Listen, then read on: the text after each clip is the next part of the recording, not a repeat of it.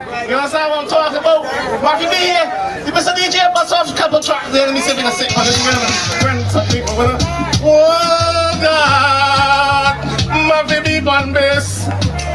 Marky B on this. What do you mean? The woman mashing up the country, selling out the country. She don't give a damn.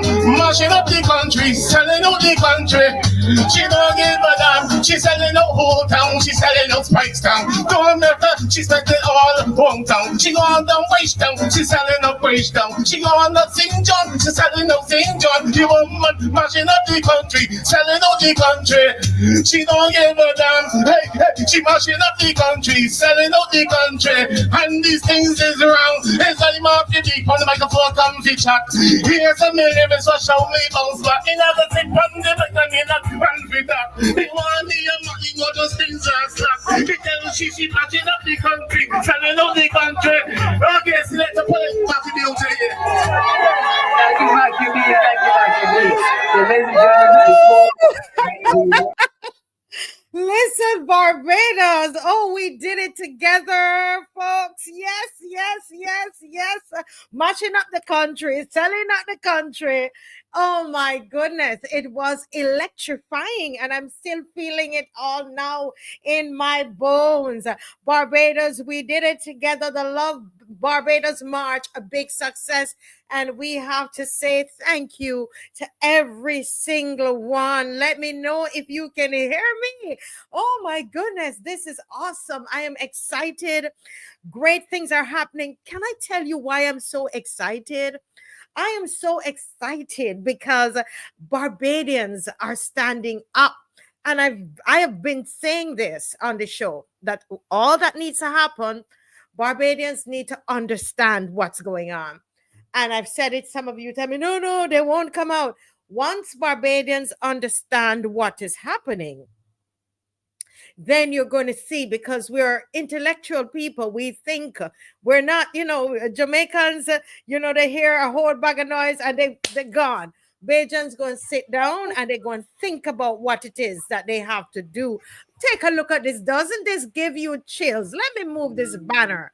Let me move this banner so that you can see what is going on. Let me move the banner. Oh my goodness, my goodness, my goodness. Look at this. Look at this.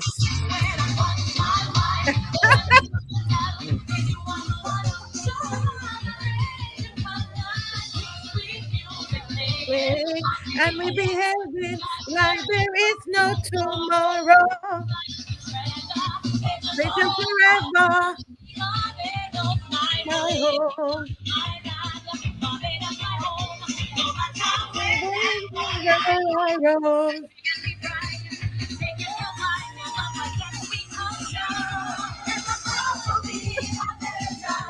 Put up your hand.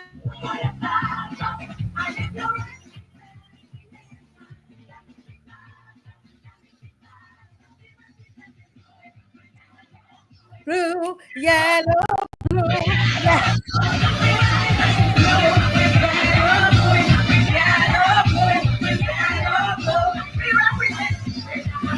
Raise your hand, raise your hand, raise your hand.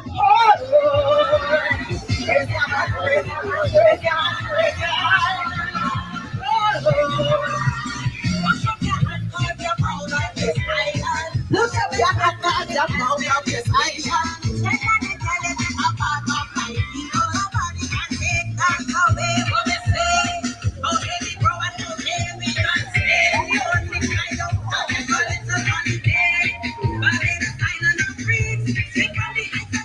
yes, people, yellow and the blue. And what you know, the blue stands for seed, and the yellow stands for richness and the wealthness of the people in the land. So we are here to let them know the land is rich, and we are rich.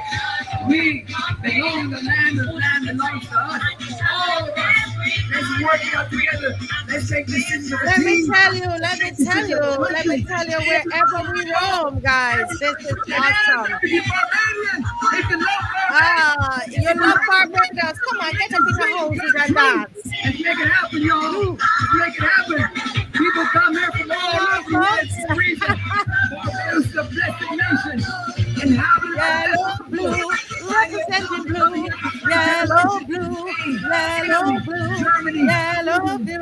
Oh my God. I can't get enough. Why? Wow. Yes, Because of you, Wesley. Barbados. Proud of my You people. Caribbean people, industrious, Yes. proud, wise, loving. We know who you are, and you know who you are. Blessed people, created of the finest cloth, that gold and blue cloth. That's who People you want to are. know. That gold and blue cloth. The world loves so much. So listen, Barbados, we're not here to express love for ourselves. You know, we're here to express Listen, you're love for feeling the vibe, folks. I'm still there. ancestors, everything that made us who we are. We see certain pieces of our land and pieces of our body. They're really important to us. They're cherished, invaluable, priceless, not to be sold to the highest bidder, no bidder, any kind of bidder. We're here to let the world know that there are things in this country that Folks, oh my God, this is awesome. This is awesome. This is awesome. This is awesome. Awesome, awesome, awesome. Oh my goodness, this is great. Mystic, if you were there yesterday, put a thumbs up. If you were there yesterday, give me a thumbs up. Yes, give me a thumbs up if you were there yesterday. Listen, if Dave could pause the audio on this, let the video run. Let me talk to the people. Let me just talk to the people now. Let me talk to the people and let this run. Listen to me, folks. I just want to take this opportunity, first of all, to thank God. And I have to thank God. I have to thank God. Friday was one of the toughest days for us here in our home. But look at what is happening. To see Barbadians out and expressing themselves like that, it's worth it. I don't worry about that. I don't worry not having my Facebook pages. They took all of my pages, my professional pages, some of my movies, everything. These people just came after me. But you know what? There's a song that says you don't do it for the likes. You know, you don't do it for the likes. So that's okay. But, I just want to say, Barbadians, we did it together. That's the thing about it. And that's a part of it that they're not getting.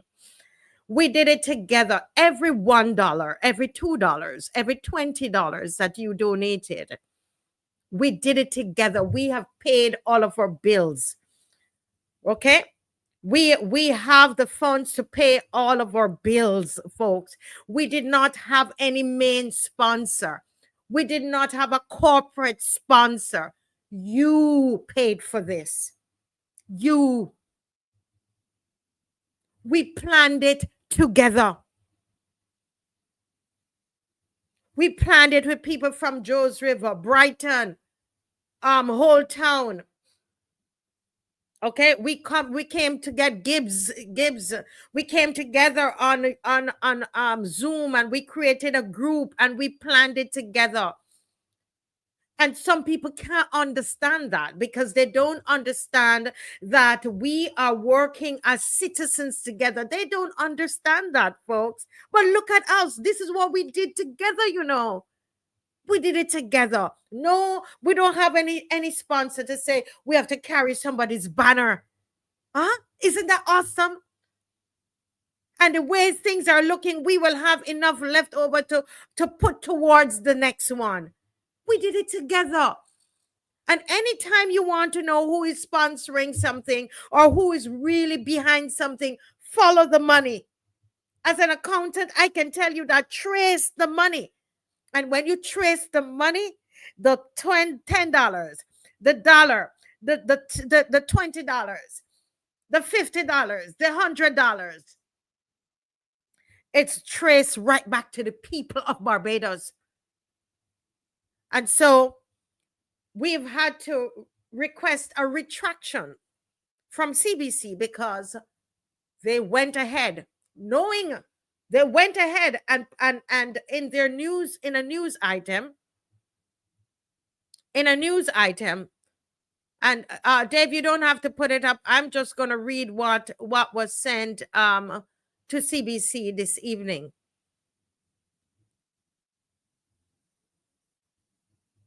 and I will read what they have sent back to us. And this is not to dampen our spirits at all. At all. It is to show us that there are people within our society believe that we anything that we've accomplished, that we're going to accomplish it by some entity. We did it together. And so this evening, because of what CBC reported on Saturday evening, that the march was planned by the DLP, we wrote them this letter this evening. I'm writing to formally request a public retraction of incorrect information aired in your news segment on Saturday, March the 22nd, regarding the Love Barbados March. In the report, it was erroneously stated that the march was produced by the Democratic Labour Party. However, this is not accurate. The march was planned and executed by the following citizens groups: Holetown Civic Center, Citizens of Gibbs Gully, Citizens of Brighton, Citizens of Joes River, the Loyal Opposition Pressure Group, the Marcia Week Show.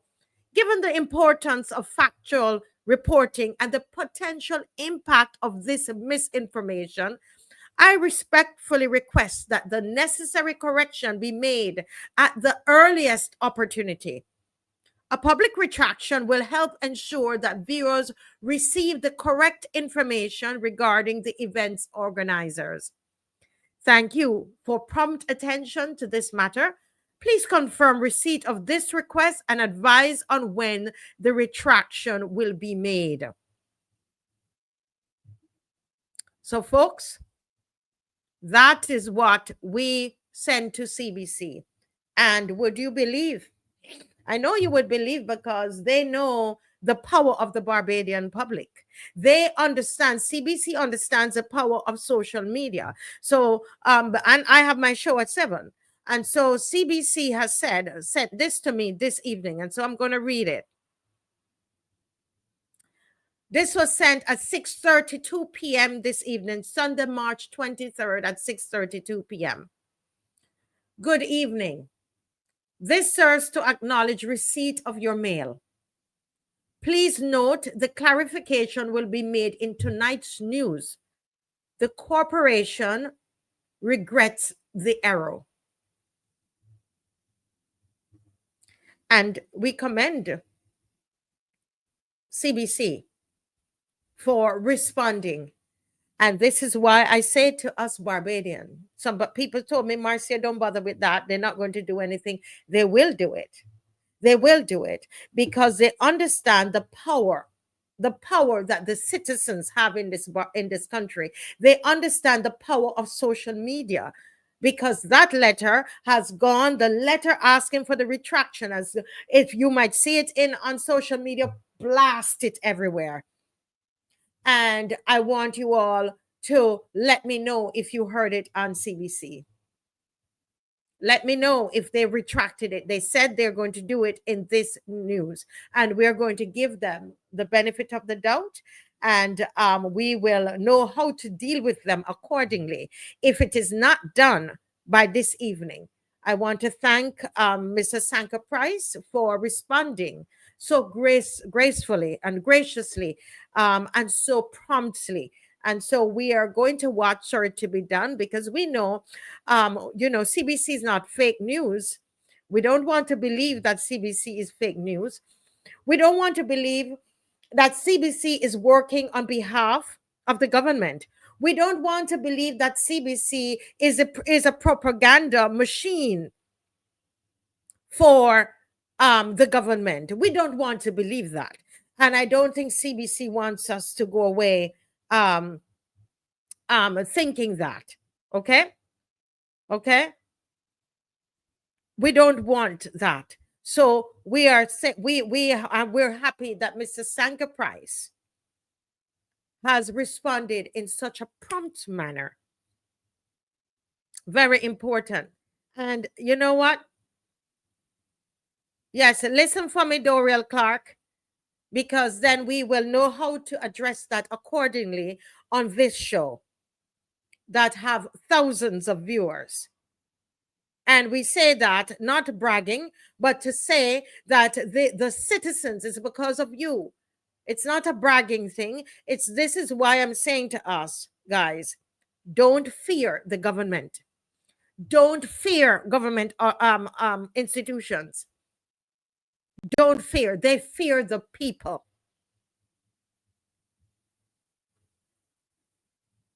Okay? Did they retract it? Tell me, Dudas, if they retracted it. Somebody let me know. Because I know Mrs. Sanka Price is a man of his word. And so, yes, wonderful. And we will cut that out and send that around, because there is, when you begin to do that, you're seeking to take the power away from the people. And we're not having that. There were people who told me, Marcia, leave it alone. No. They use these kinds of tactics on political parties in this country and bury political parties, or try to bury political parties. No, you're not going to seek to take the power from the people. This came from the people, every red cent. No corporation sponsored this. No political party sponsored this. We met as a group and decided that we were going to invite all political parties. That's what we did. And then we sent to them that set the guidelines for the political parties who come. And we had an open microphone. We did not have a keynote speaker. You were there. It was an open microphone, and we tried our very, very best to make sure that that is what was represented. We wore the national colors. We were you heard me say it on the show, wear the national colors, and we had our flags. And do you know why we had the flags? And I'm so glad that we had the flags, right? You know why we had the flags? We had the flags because the person who would normally do our beautiful placards, and she's excellent at it, had some challenges this week. And she's a woman of her word, but she just could not get it done. And as I prayed about it, and I shared with the others, I said, why don't we get some flags? And they said yes. And we started to hunt for flags on the morning. And we got donations to buy the flags. Do you understand? This is our march. Nobody's going to take the march from us. It's our march, the people's march. So whoever think that they're going to try to seek to lessen the power of the march and the impact of the march by putting out false information, it's not happening on our watch. As long as I have breath and I got this mouth here and lungs in my body, they would understand, because they would understand, and they knew what was coming. Because every single one of us, we would have dealt with it on social media. I want us to understand this is one of the reasons, folks, that they want the cybercrime bill. You see how they took down all my pages? You're talking about how many movies I did? 7, Dave? I can't remember how many, 8 or how many movies I did. For every movie, I have a page. I have my personal page, and I have the Marcia Week Show page. And all access was removed from all. But I tell you, once there's a will, there's a way. If you check on, I haven't gotten the show up as yet on the Marcia Week Show, but I can tell you that it's coming back soon. There is a way. It was a march for all Barbadians. Yes, yes. And the man was there with a big shirt on, and when nobody said to him, can you imagine, we're doing a march, somebody came with a shirt that says Mia cares, and he was up in the front of the march with the red shirt on. We didn't know. I don't know him. I didn't know what he was going to say.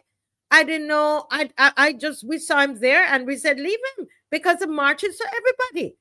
If we had people in the march with DLP thing on, we had somebody else in the march with the Barbados, another sovereignty party. You saw him there making sure we saw his shirt.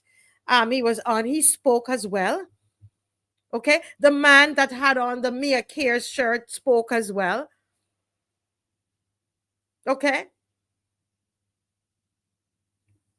so you know, so this was a march for everybody. But when this kind of propaganda happens, what happens is that it takes the power from the people. You see, they want you to believe something. Remember, it's about manipulation. It's about mind control. Barbados, wise up. It's about mind control. And we aren't stopping. Right? Okay. So I'm getting, let me send the retraction today right now. My people are looking out. And you know, this is the thing about it. Everybody, you know, did something to make this happen. People were running around for me, running around for this march on the morning to get flags. I was calling people after 5 a.m. Go to the store as soon as it's open. Go to the store.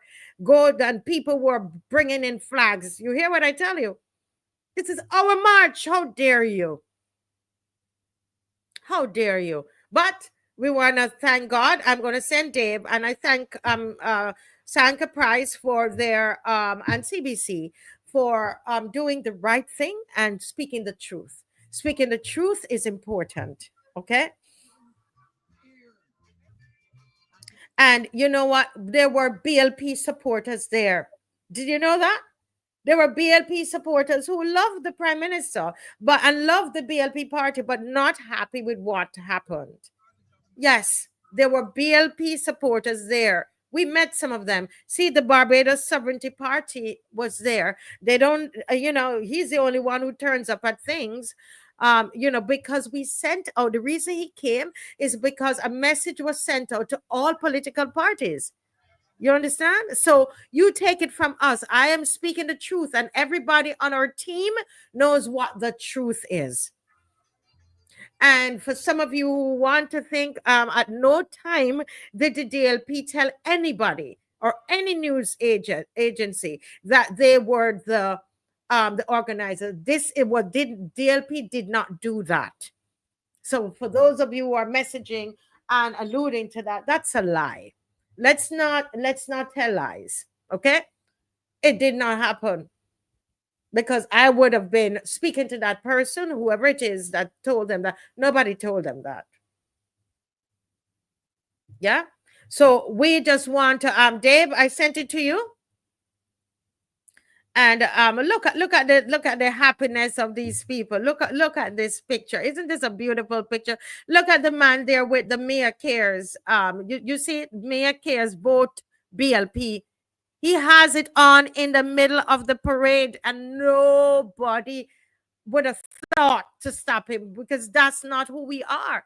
We say that this is for the people, and it is for the people. He's right there with his shirt up in the front. Look, he's in the front of the march. Mr. Thorne is somewhere down there in thing, right? And he's in the front of the march with his shirt on. It's for all Barbados. And some BLP supporters were there who did not have on their shirts. Who we know that the supporters. Even today, I heard of somebody.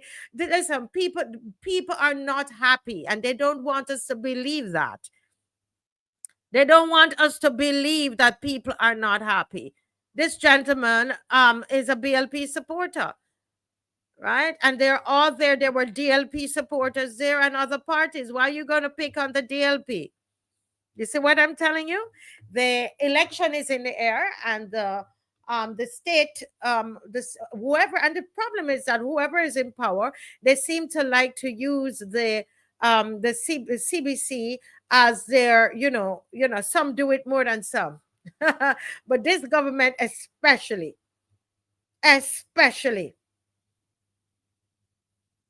Yes. Okay. So they want to see more. So what we're going to do, we're going to put it all together, my sister. Landed Eagle. We're going to put it all together. My brother, I'm assuming it's a female, and we're going to put it out. Okay. And throughout tonight, we're going to try to do more. So here is the retraction. We don't, it's not negative. We want to be positive, but we got to fight. You got to fight. You got to fight for truth. Go ahead, Dave. A story stating the Holetown protest against the sale of the Civic Center property was organized by the Democratic Labour Party. That march, however, was in fact organized and executed by several groups, including the Holetown Civic Society, Citizens of Gibbs, Gully, Citizens of Brighton, Citizens of Joes River, the Loyal Opposition Pressure Group, and the Marcia Weeks Show. It's time for a break. When we come back, sports news. Yeah. Okay. So it was said it's a little low. We are going to hunt for it, and we're going to hunt for it. We're going to find it, and we're going to put it out on the Marcia Week Show. We're not going to let them get away, and this is how we're going to operate in the election. We're going to hold them accountable. Barbados, if we can do this, this is something that one of the organizers, who is Mark, wasn't he amazing on the truck? Oh my goodness, Mark Simmons. Amazing on the truck. And Mark said something. He said, one of the things that we do is that we elect our officials, and then we basically leave them and say, go and do what you have to do. Okay. They said, we elect you, go and do the work. We don't keep watch. We don't offer to help them. We don't get involved. We don't participate. What do we expect? First of all, they can't do it all by themselves. They want you to believe that. They make all these promises, but it's not true. They really can't do it by themselves. And this is why a pressure group like us, GLYNE Murray, thank you so much, GLYNE Murray, for your what the part you have played in all of this, and in letting us understand who we are. We're a pressure group, and so we continue. Our work continues throughout election. We continue after election. Whoever is in,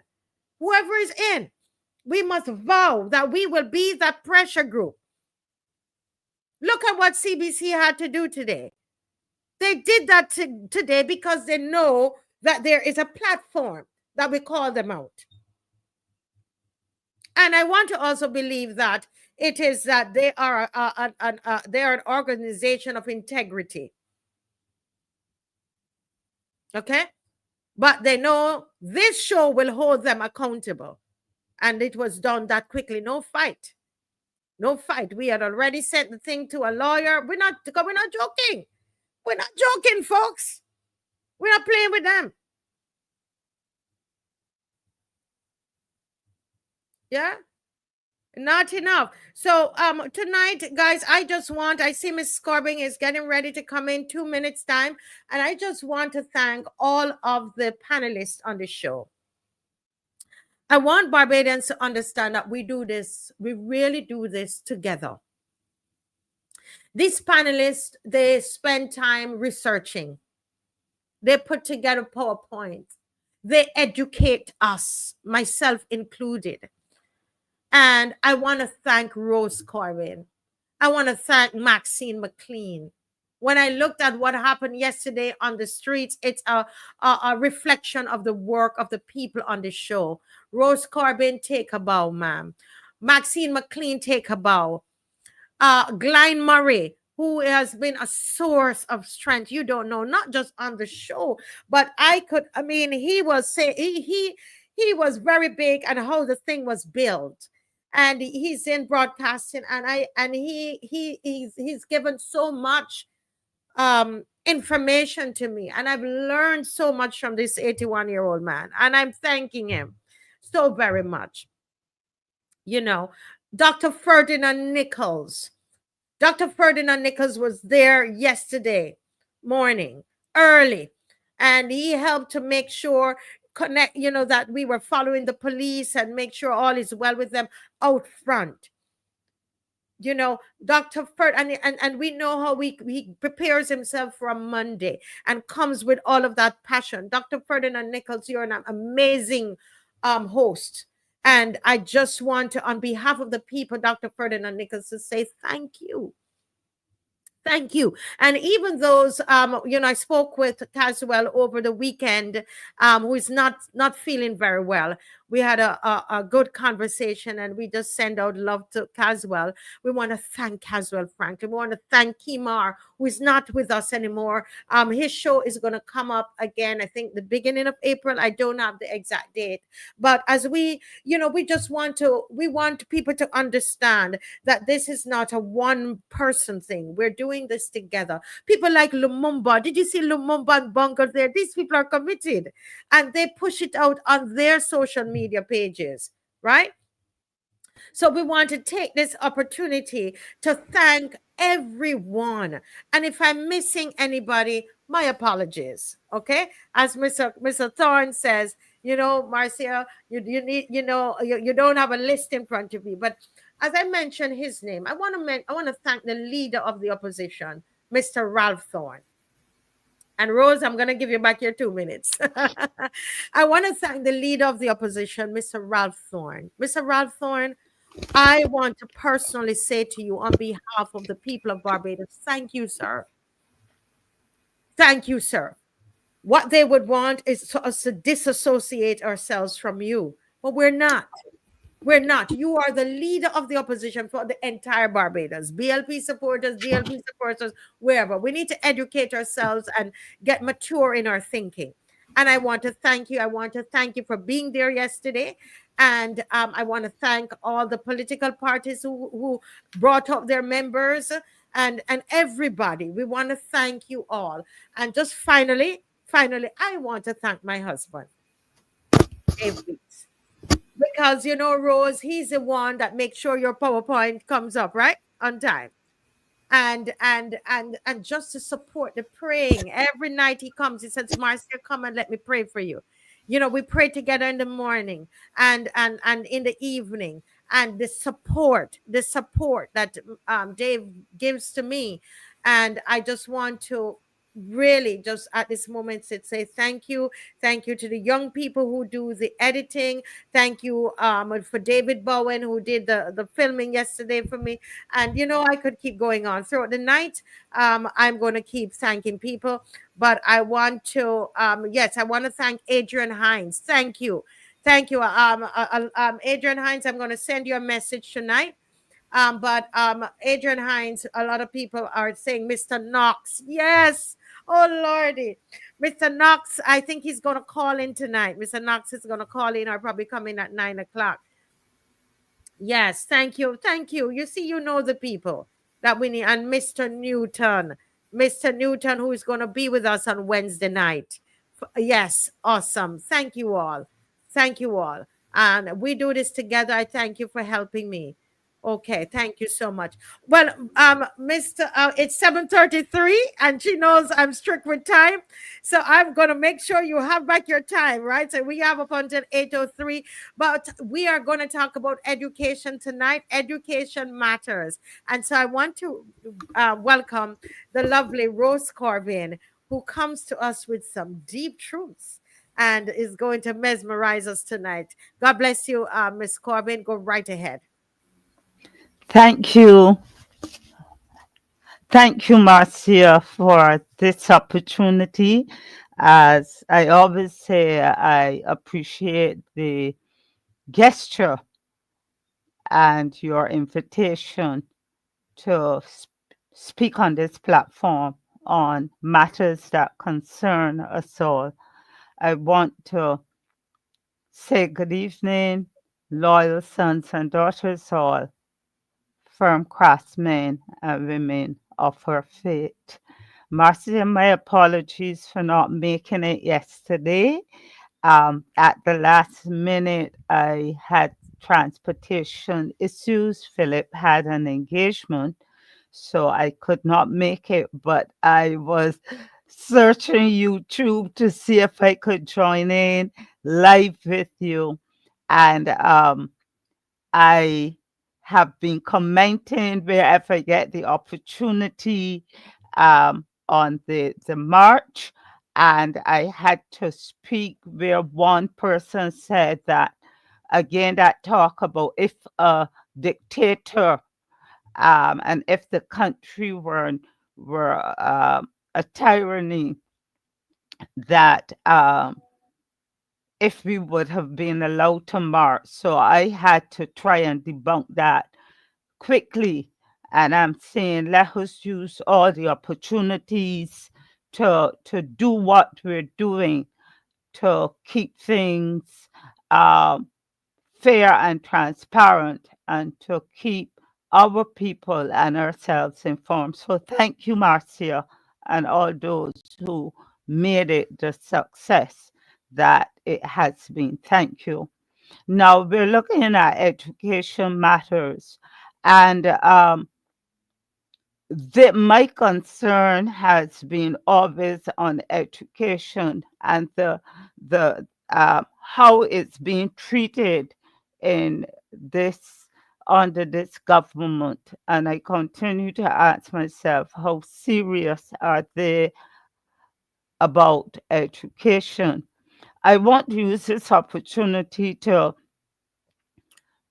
review the former Minister of Education's performance, and I'm going to also look at the new minister in the Ministry of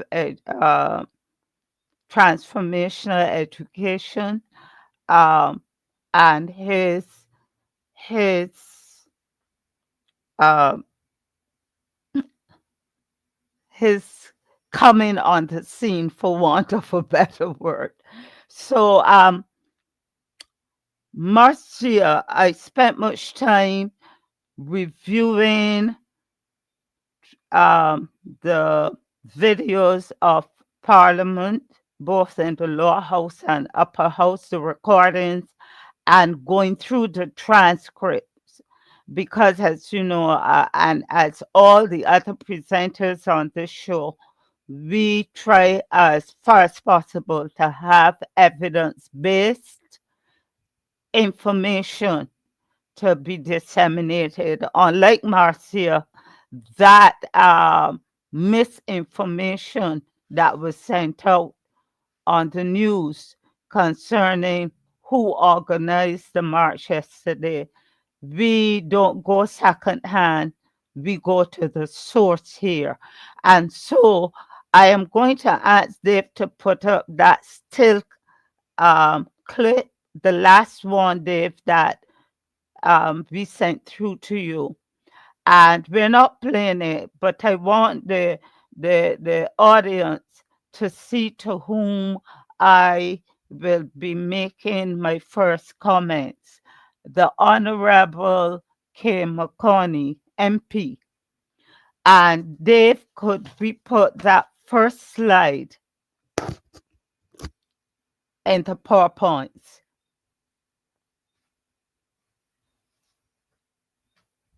We're not playing this. We're just using the image and we're looking at the first slide in the PowerPoint.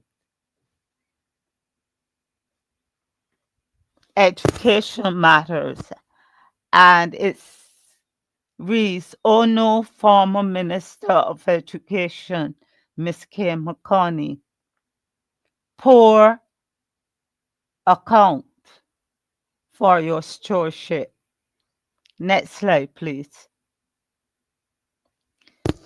Dave, could in any way it be enlarged? Thank you.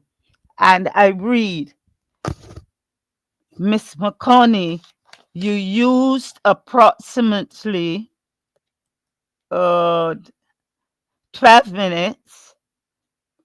Dave, could you reduce it a little bit slightly? It's not fitting on the screen. That's all right. I'll have to peer at it a little bit more. Miss McConney, you used approximately 12 minutes to speak glowingly on the budget proposals. You talked about the pensioners with 300 Barbados dollars giveaway, and that this is of significant value for those who need it. You talked about tourism. You spoke on the cooperatives, the credit unions, paternity leave, cook shops, your breakfast meeting with the Chamber of Commerce, and a whole lot of other long talk. Next slide, please. Miss McConney, you use the same 12 minutes, about the same 12 minutes, to account for 7 years. Dave, just say fit on screen how it could. I would read the fine print. For 7 years, go back a little bit more, please. For 7 years, that's all right. As a Minister of Education in the now dismantled Ministry of Education, Technological and Vocational Training, you played it safe. If persons will listen to her, you played it safe by speaking about the Alma Par School, the usual regurgitation on pedagogy, methodology, collaborative work. That's ad nauseum now. You talked about beginning the process on curriculum review and that the ministry is engaging a consultant.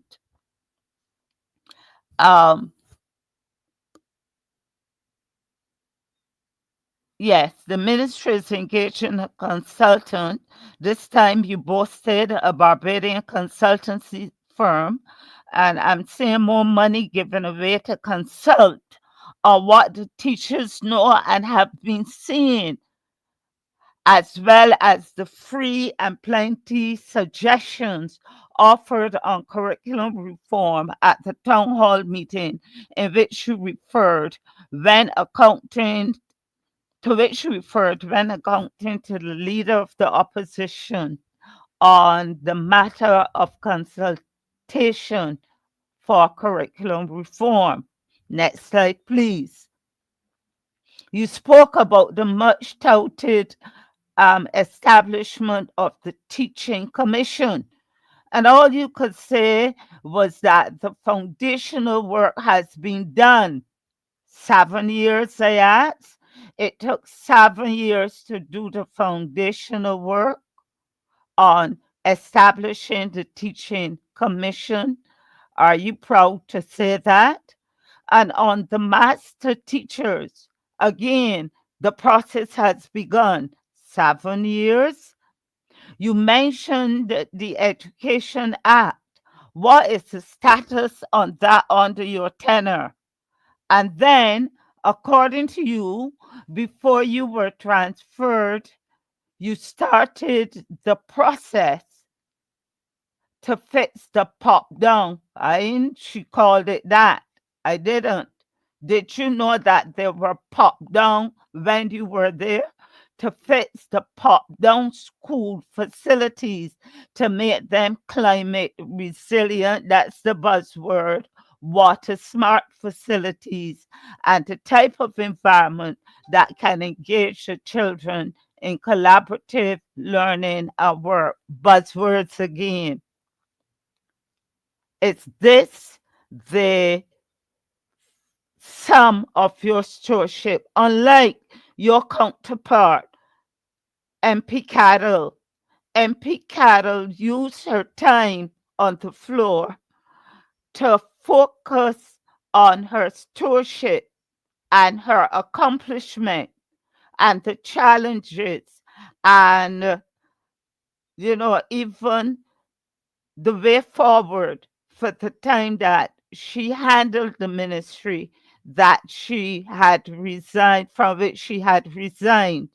However, you escaped 2 years, 20 last year, when you were not, you escaped from speaking in the well. You did not give an account of your stewardship. And for that big vote of money that is given to the Ministry of Education, again this year, you were reprieved, you were protected, you were sheltered, you were rescued through being transferred.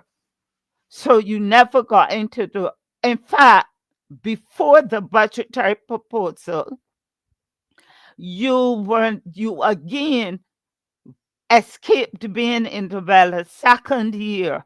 And I thought that you would have used your time on the floor to to speak of your stewardship and to you know, let us know what you had accomplished under your as in your position, your ministerial position.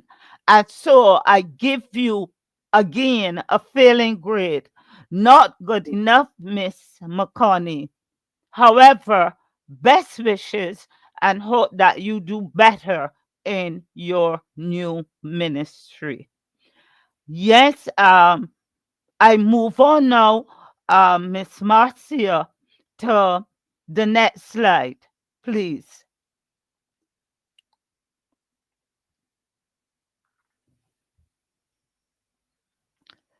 I am going to look, they always taught Marcia about critical thinking, and the Yes. Ministry of Education is focusing on critical thinking, and we're preparing our students for a global world, and they must be able to think critically, and Mhm. yet nobody has offered us what is the framework they're using here. And so I quickly want to use this as a backdrop for what I am going to share briefly that follows. When we speak of cognitive and critical thinking, we're referring to a cognitive tool set that empowers individual to dissect, assess, and synthesize information, leading to informed decisions and innovative solutions. In applying critical thinking, you must check for accuracy and validity to frame your responses and actions.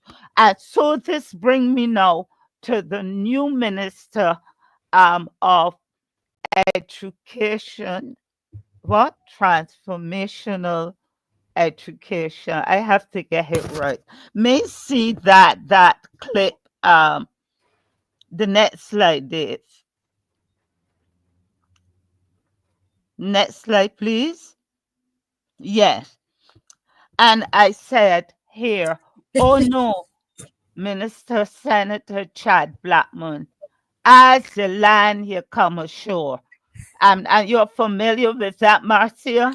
I As think the I land, understand, but you can huh? explain it. I never heard it before, but I think I understand what you're saying. Okay. Suppose someone give you a new pair of shoes, Yeah. and before they hand them to you, you put them on and wear them out. Yes. That's what Vision say. As the land you come ashore, as you Yeah. get something new, you jump into it and you show it off. So basically, as this minister landed, he came ashore. He came ashore with that press conference, that show on Brass Stats, Tell It Like It Yes. Is, Mhm. and where he used the opportunity to go again spout the rhetoric without understanding, and then use the opportunity to try to denigrate Miss McCLEAN. No, it even went further, and this is serious, Marcia. Yes. That's why I started off with that little explanation on critical thinking, because as the old people say, the Bajan saying again, head in brain, Mhm. head and brain. And these persons are seeking repeatedly to fool the Barbadian public. Mhm. And he certainly did not demonstrate critical thinking in that what he pulled out and flaunted in the Senate as he was speaking on education. Please show us that clip quickly, Dave. It's very short. And I am trying to keep focus here.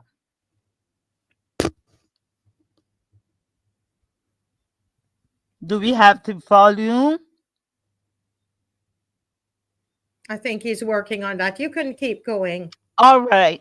I can I have the script here. And Okay, I think he's ready now. I think he's okay. ready now, Miss Corbin. Yes. Yes. Somebody or an honorable member of another place to call for the common interest not to be abolished. And I want to quote Mr. President, the leader of the opposition. He quote, "The child who failed the 11 plus was always failing." I repeat, the leader of the opposition of this country said the child who failed the 11 plus was always failing. Mr. President, I want to know if the leader of the opposition shares those views. Says members who he. Dave, thank you. Marcia, that is packaging an untruth. That does not represent critical thinking. Where you get information, you critique it, you assess it, you critique it, you synthesize it, and when you make judgments on it and you apply it or reproduce it, it must demonstrate accuracy. I'm not talking about honesty now, but clearly he has not demonstrated accuracy, neither honesty. And that is misleading. I will ask Dave now, and I'll ask the viewers, the audience, to look at what Mr. Thorne, to whom he is referring, actually said. Dave, could you show that? And while we're at it, Miss, we have another 5 minutes. Okay? Yes, please. And that will cover it, Marcia. I timed it myself. Very good. And we will have you again later in the week. Thank you so much. Yes, please. I just want to present these two segments here. Could we get volume, please? Thank you. Issue of education as a very important institution in this country. And I was expressing opposition to the dismantling of a system. And I will explain that now by further saying that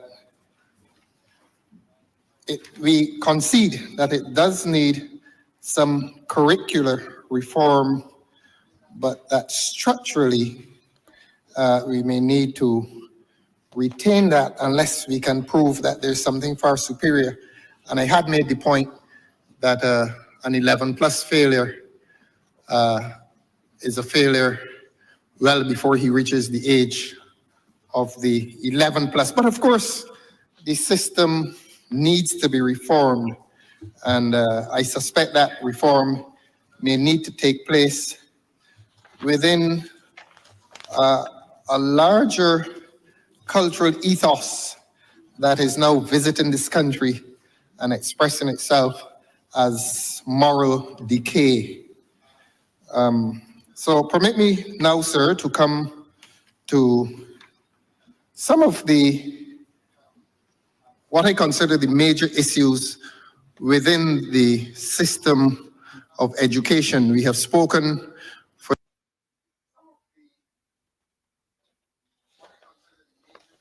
Could you continue? The retention largely of the structure, except that we concede on the question of the curriculum. And I will explain that at some future point. Yes, could we pause there? And quickly to say that the leader of the opposition is calling for curriculum reform. He is seeing that the 11 plus failure. Listen to the difference, Marcia. The 11 plus failure is a failure well before the child reaches the age of the 11 plus. Right, yeah. He is not seeing what that gentleman is seeing, that the child who failed the 11 plus was always failing. Marcia, listen to this so many times over. May I ask Dave in closing to share the other clip where Mr. Thorne is speaking? Okay, so Rose, that would be the last clip because we have a The tight last schedule clip tonight. is Yes, very thank short. you so much. Yes. Go ahead, Dave. Thank you. Mr. Murray's here. And, Yes, please. yes. But this is so important. Guys, in the meantime, please like and share. Please like and share. Yeah, Thank you for joining. Dave has that one. Yes, go ahead.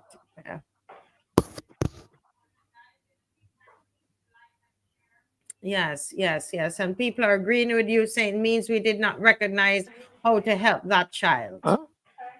Yes, please. Yeah. And we conclude on this. Yes, thank you. Honorable Leader of the Opposition. I'm obliged to you, sir. Just before we parted, I had been dealing with the issue of road repair and cautioning the government that it should not be associated. Dave, we were coming in. Should spend it. All right. No. Go ahead. We do have we have 6 minutes. I read yes, it. I will read it for you. Okay. Mr. Thorne said there are problems in the primary schools. A child fails an 11 plus exam. He doesn't fail that exam on that morning. He has been failing from the time he was 4, 5, 6, 7, 8, 9. His failure has been daily, weekly, and yearly. Unlike what Mr. Blackman sought to mislead us on. And I am saying that these comments should not be taken so lightly, Marcia, and Maxine and GLYNE will tell you that these are recorded and kept for posterity, for students to research, for researchers to go and read and analyze and do the critical thinking on. Do not make the lower or upper house a place of mock sport and a place where you present inaccurate information. Yes. Because I know I did not hear Mr. Thorne saying that. And Marcia, I'm not here supportive of every word that comes out of Mr. Thorne's mouth, because there are some things that, like, for example, when he said that, the common entrance, the process used is sacred. I don't believe in that. I believe that it needs to be addressed and addressed assertively, addressed from an informed position. Until then, like him, I said, do not tamper with it. Do not treat it lightly until there can be a system place. So I beg Mr. Blackman, as the liar come ashore, but make sure that you put on the shoes on the right foot. Don't put the left foot shoe on the right foot and the right foot on the left foot. You misled and you were inaccurate. And in short, you were not telling the truth. Thank you very much, Marcia. Yes, yes. And you still have 3 minutes. You do have 3 minutes, but let me just say to you, this is the kind of analysis, Ms. Corbin, that you have consistently brought to the show. And I really just want to commend you for it, because when someone listening to him would think that Mr. Thorne is calling these children failures, and you were able Yes. to break it down. Can you give us in 1 minute a synopsis of what you're going to bring to us later in the week? I would like to continue on that. And my this time it will be an open letter to Mr. Blackman based on what has not happened. He has not addressed Marcia in his. They talked about Mr. Rav's time spent, but we learned so much in that time. He misused his time. I have not heard anything substantial from his presentation to the Senate on education. So I am going to try to bring some focus and ask a few questions that would that need to be attended to Yes, and to be brought to the fore. Thank you for the opportunity. yes. Good night, everyone, and good night, Mr. Murray. Yes, good night, and we hope that you can join us a little later at 9 o'clock, when we are opening the telephone lines for Barbadians to call in and to say what's on their mind. Some of them, I know, they plan to call in to talk about the march. If you were at the march and you want to talk about it, you know the number 1246-236-7000. Come in. So, Mrs. Corbin, we're going to have you in the green room, and you can always indicate if you want to come back at 9 o'clock. Okay. Thank you so Thank much. you. Thank Great you very much. presentation. Thank you. Thank you. Let me just welcome this 18-year-old gentleman. I saw your wife. She is so beautiful. And she was there, and we sent our love to you through her. And sir, I just want to, before you say a word, I want to thank you for your attention to Barbados, the care and the detail, wanting to make sure we had everything right in terms of the marketing of that march and what went out and all of that. And I thank you very much for everything you do for Barbados. For Barbados. Thank you, sir. Thank you very much, Marcia. I just want to say that it's been a pleasure, an honor, a duty, an obligation. All I know is Barbados. I am not an African. I'm a Barbadian of African and European and other influences. So it is Barbados to me, and that's what I focus on. I say it's a pleasure working with such a responsive and great tactician who are great. I mean, you like I have told you, you would make a great news presenter, producer, news director, news editor. You have a sense for what is important, what the public responds to. Thank you. At work, and it's a pleasure. And I want to thank all the Barbadians who turned out. And so I knew it could work. I know once you stimulate them, they will respond. I've seen it before in Barbados. I remember when I labeled your group more than a year ago a pressure group, because I saw the dynamics that you were producing, and they have mushroomed and grown and matured, and now you are a national force to be reckoned with.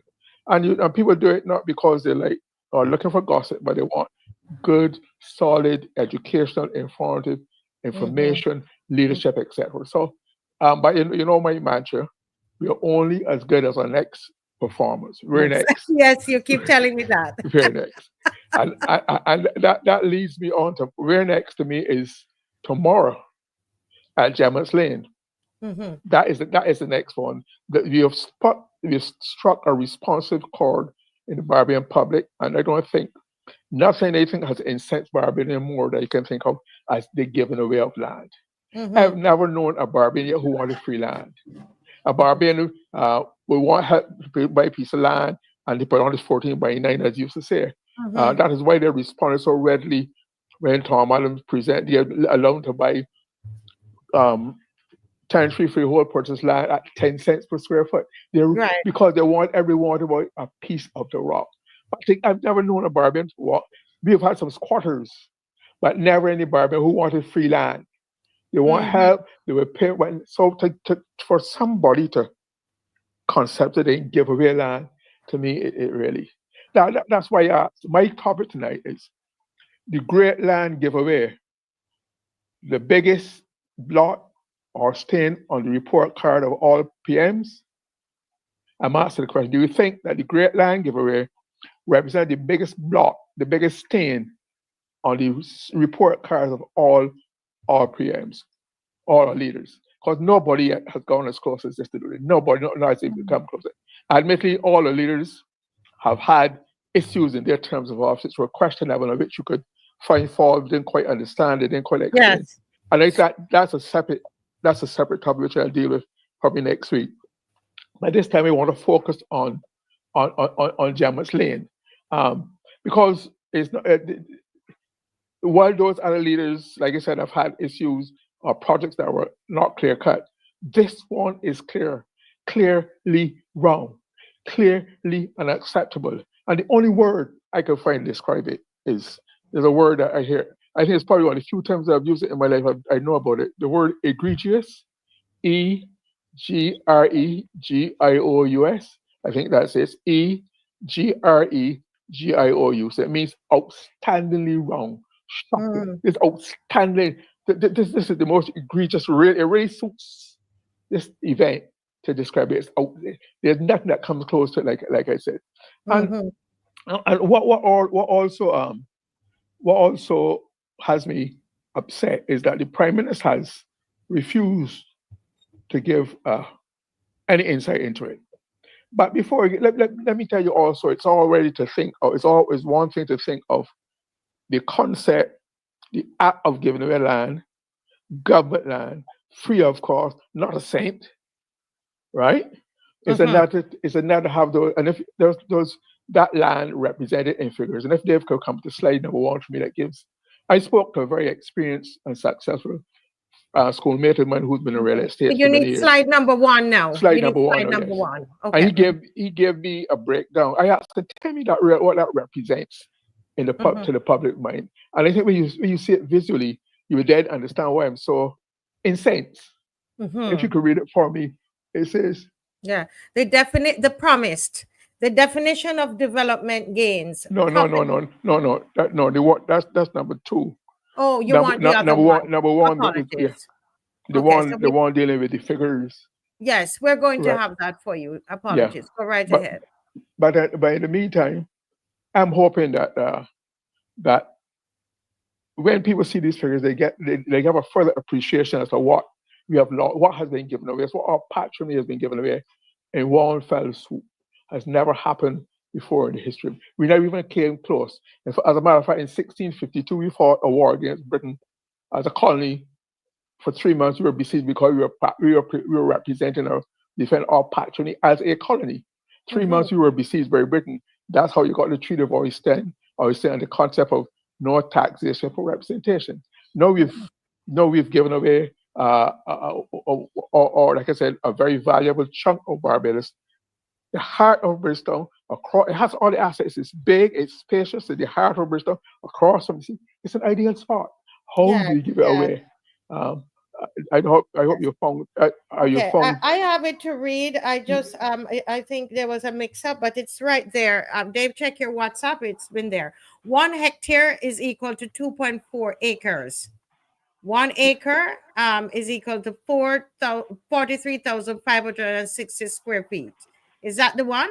That's right. You're going right. Yes, it's going to come up. I think it's good for people to actually see it. So just continue and let's sort it out. Keep going, Mr. Murray. Apologies for that. Yeah, no problem. I know how things have been had a very hectic time. So I'm hoping that tomorrow the Prime Minister will be able to answer some questions and give some substance, some logic, some rationale for what drove her to this point.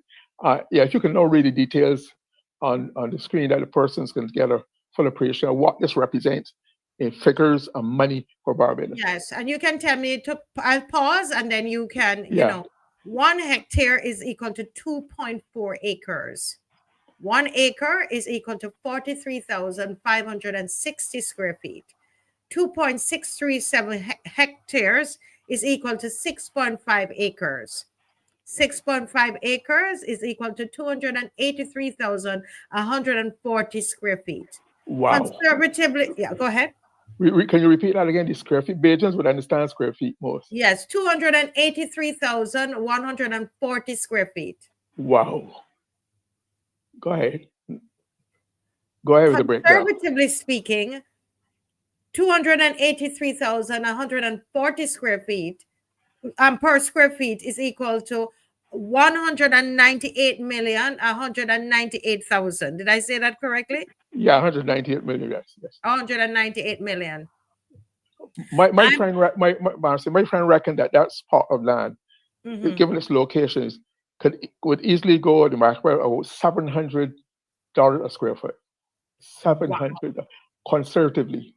So when you then when you represent $198 million, so it means that say $200 million. So it means that I was going to say, right, that company is a commercial company is starting off with a gift of $200,000 of Barbados.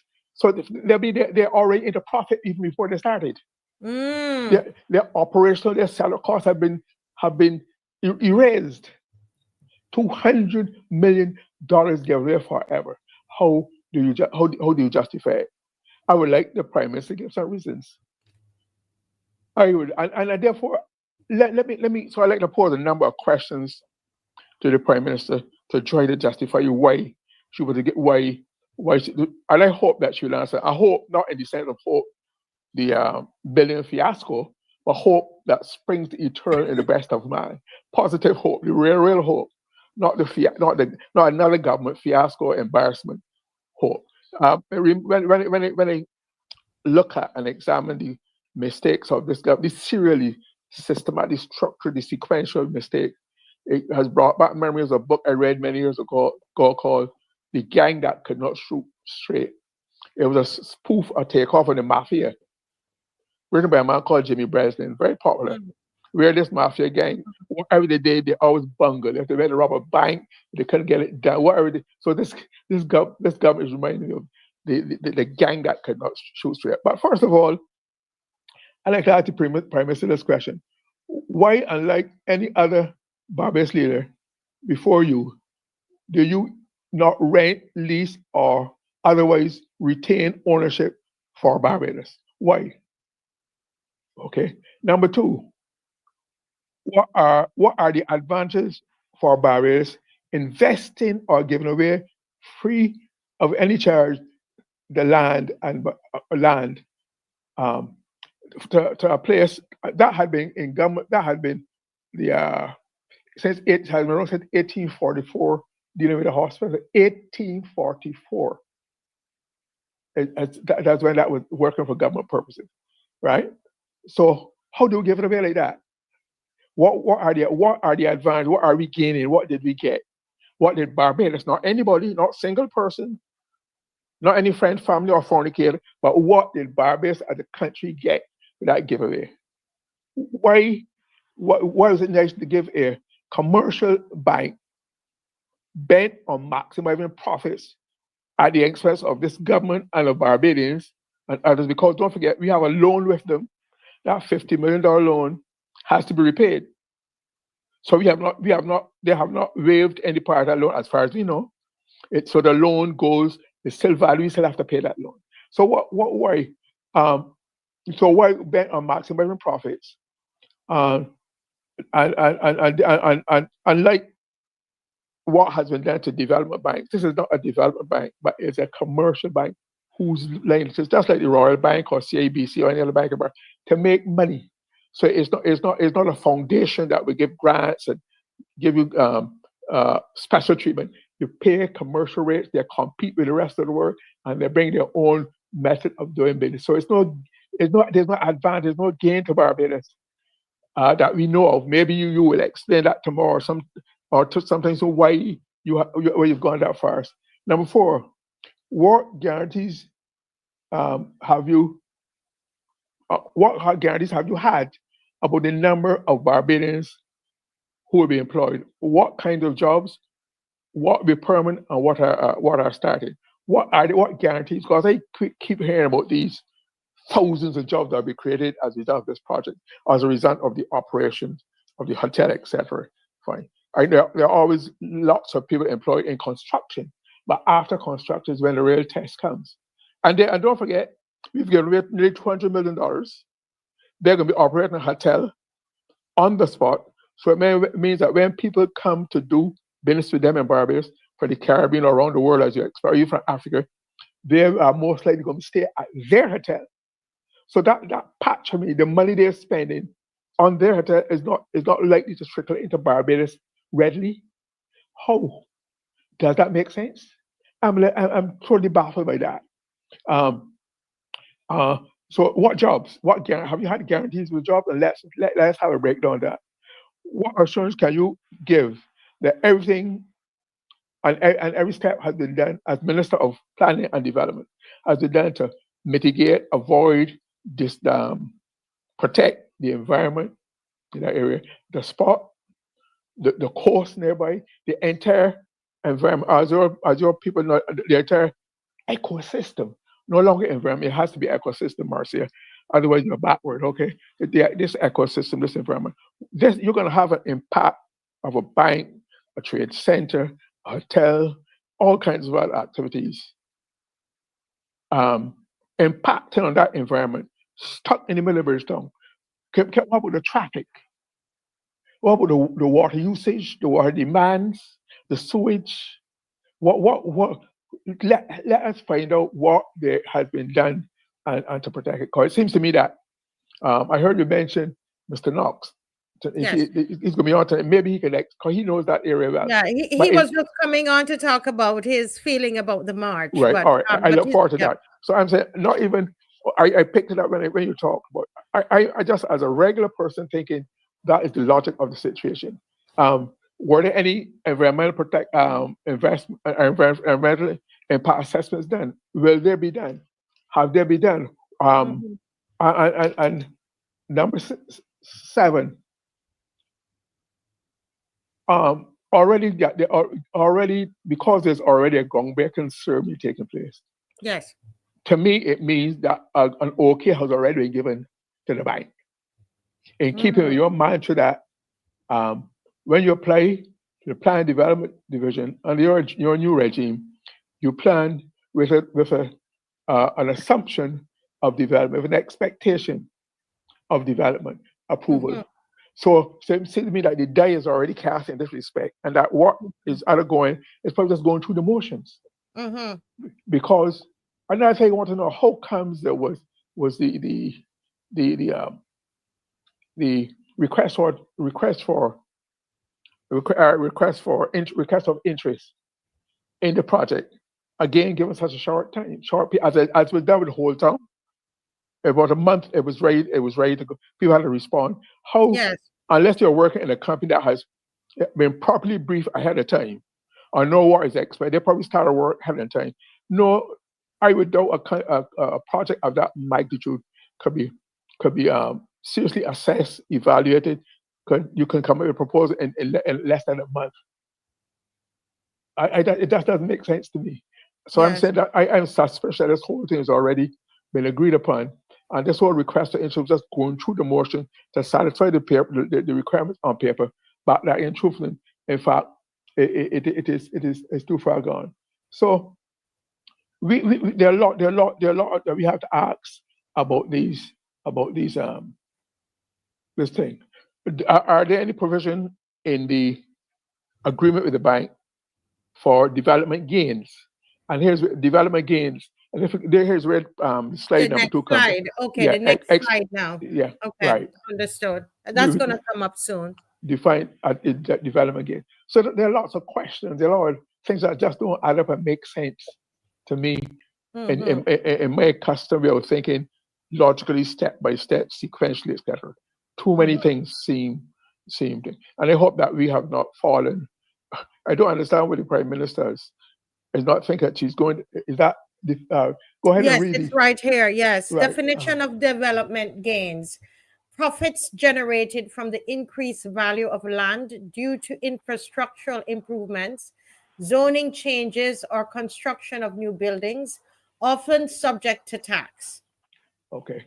Right. There's another part. There's another The section. concept is used to ensure that the public benefits from the increased value rather than the landowner or developer alone.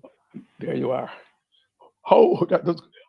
What built-in provisions are to make sure that there's something that will benefit the public directly, and not everything, and all the benefits go to the investor, the developer, etc. All right, and even regards, I don't know if even regards when you look at the manner in which the announcement of the groundbreaking ceremony tomorrow has been made, and nobody's refuted the letter that was in circulation yet, so I assume it's genuine. I do not see any hint of they've laid out what all that the government has boasted about the grant, Yes. the projects and what we do and jobs. It has not made any hint yet of what it's doing for the surrounding community. Nothing. There's no mention at all of some beneficial activity, a project, adopt a school, a church, build a health center, provide jobs. Nothing. So it looks as though they're just coming to make the profits and rake it off the top, and we will be poor for it. I mean, there's not even hint in the announcement that members of the public of the surround will be invited to witness the ceremony because it's going to disrupt their life forever. Bridgetown will never be the same again after that project goes. Never.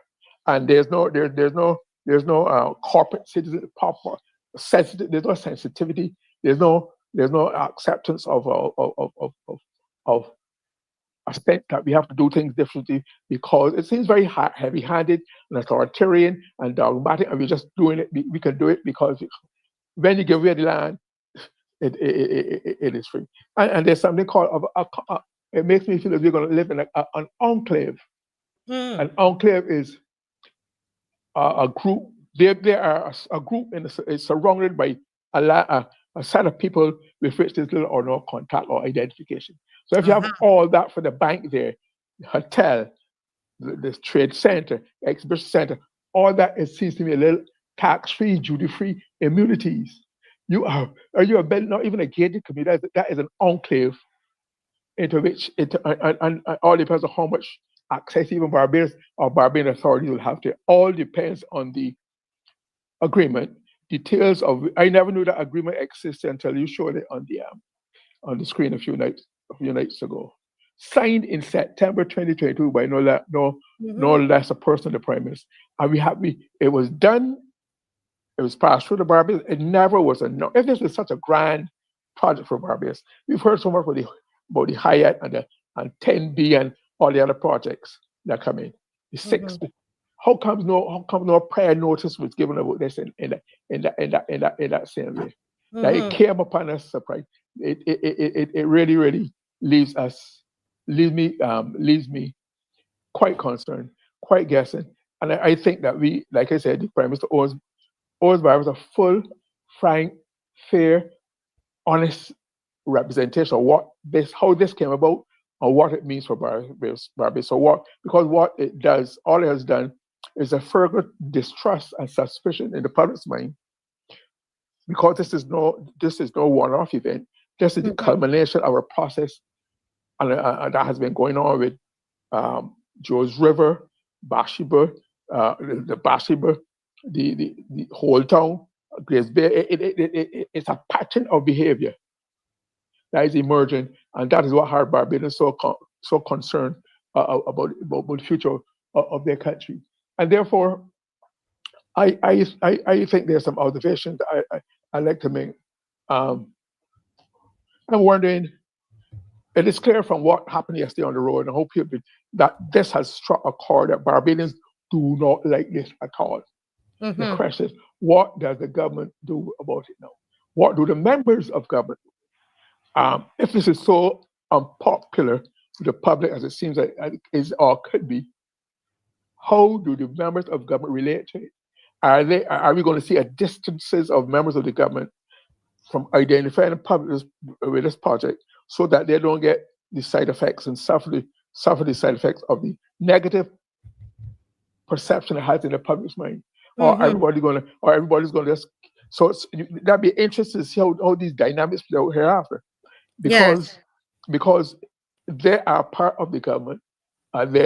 So the collective responsibility of cabinet and the whip, or the responsibility and the loyalty to the party can only go so far. Because in the final analysis, all politics is local. All politics is personal. And if people want to seek to retain their seats, regain their seat next time, it means they will have to start showing them, have to start maneuvering, dipsy doodling, whatever, a way in which they do not get swept under along with. Because in the same way that they were swept in, most of them were swept in 2018, as the Prime Minister's quote tells us, her support elected sale. They can be also swept away. Yes. If the tide is against the Prime Minister and the Democrat and the Barbados Labour Party. And nobody can tell me that there has not been a drastic shift in public opinion since 2018, especially since 22, and within the last year and a half, as a standing the popularity of this government. So we are at an interesting phase, Marcia. We have to stand by. I would hope that the members of the Barbados Commission can go next tomorrow. Oh, that letter that you quoted, there was a paragraph that as soon as I read it worried me when it talks about pedestrian traffic will be allowed, be accommodated except when circumstances require. I'm summarizing, I'm phrasing it. So it doesn't mean that members of the surrounding community cannot go in or near or by to watch what is happening in their community for a project of this magnitude. I'm not sure what that means. And one of the first things they should do, if we were to give the bank any advice, is get a proper public relations firm who knows the Barbadian society, their culture, their mentality, what is required, and do not have those bland statements which could be artificially generated. That might be done by AI. Yes. Right, AI. And this brings me back to the point about all these thousands of jobs in the bank, when all the banks now are shedding staff, getting deeper and deeper into artificial AI. Yeah. I do not see any circumstances under which this bank will be employing thousands of Barbadians, especially when they want to maximize profit. They're not doing it. You might want us to refresh the public mind if you can read that paragraph then. Yes. And this is it says during this time, this is supposed to be a letter. We are waiting for verification if this is authentic or not, because as Mr. Thorne was saying, it's unusual that it's not coming from the police. But as you can see, it's on the Afreximbank letterhead. Okay. And it says during this time, vehicle traffic will be restricted. Pedestrian access will be maintained, but may be subject to temporary detours as necessary. We apologize for any inconvenience this may cause and appreciate your understanding and cooperation. So this is the letter Mr. Murray was referring to that was allegedly to have been sent to those who are in the neighborhood. Yes, Mr. Murray, continue. And about 2 or 3 days have gone by, 3 or 4 days will have gone by since that went into circulation. There's been no attempt to correct it. So I think it'd be fair to and reasonable to assume it is genuine. But I'm saying when it's written like that, it already begins to create a them and us situation. You're on the inside or you're outside. You're not included, you're not inclusive. And that is not a good way. I don't care if it's an African bank, a European bank, a Malaysian bank, any institution like that. And because there were some persons putting out some false narratives about that objects are only made because of an African bank. African, all commercial bank, there's no, the greed of commerce has no, the greed to make money has no color. Correct. It has no color. So whether it was black, Malaysian, Chinese, or what, it is out to make money at the maximum time and amount they can. So it does not matter. And this the manner of giving away land will be wrong, giving away to Chinese, African away. And wrong is wrong because we don't have that much to give. And Barbadians are struggling to be able to own a piece of the rock, the smallest piece of themselves and their family. Young people are giving up hope of owning a piece of land, especially the failure of hope. So for this is so outstandingly offensive. It really is. There's nothing that can't even. Am I almost finished now, or how many more? Yes, thank you for asking. You have 2 more minutes, sir. 2 more. Okay. Yes. So I think that we are an interesting crossroads. Yes. It will be interesting to see how the prime ministers and all who speak or participate tomorrow say about this, and if we can go, what it could do to take to assuage and modify, to change any public perception based on sparse and information which is had. Remember that agreement, the tax-free, duty-free immunities, like as though we're creating a kingdom, an African kingdom in Barbados, and that cannot be good for Barbados. And I know the Prime Minister talks about regaining she seems to have devised and conceptualized some that road regaining our African destiny. I've never heard that discussed publicly. And who defines what is my version of African destiny, if there's any such thing? So maybe this big giveaway is her way of regaining her African destiny by giving them Barbadian land, sacred, scarce, property Barbadian land, to an African entity, which is here not to only to make money. Lend Barbados money, lend Barbadians company money, like it's done with Mark Maloney, lend the government money, and whosoever else. And this idea that we are doing something for. By the way, saying that Barbados become a hub. Barbados has been a hub from the time it was formed out of the sea.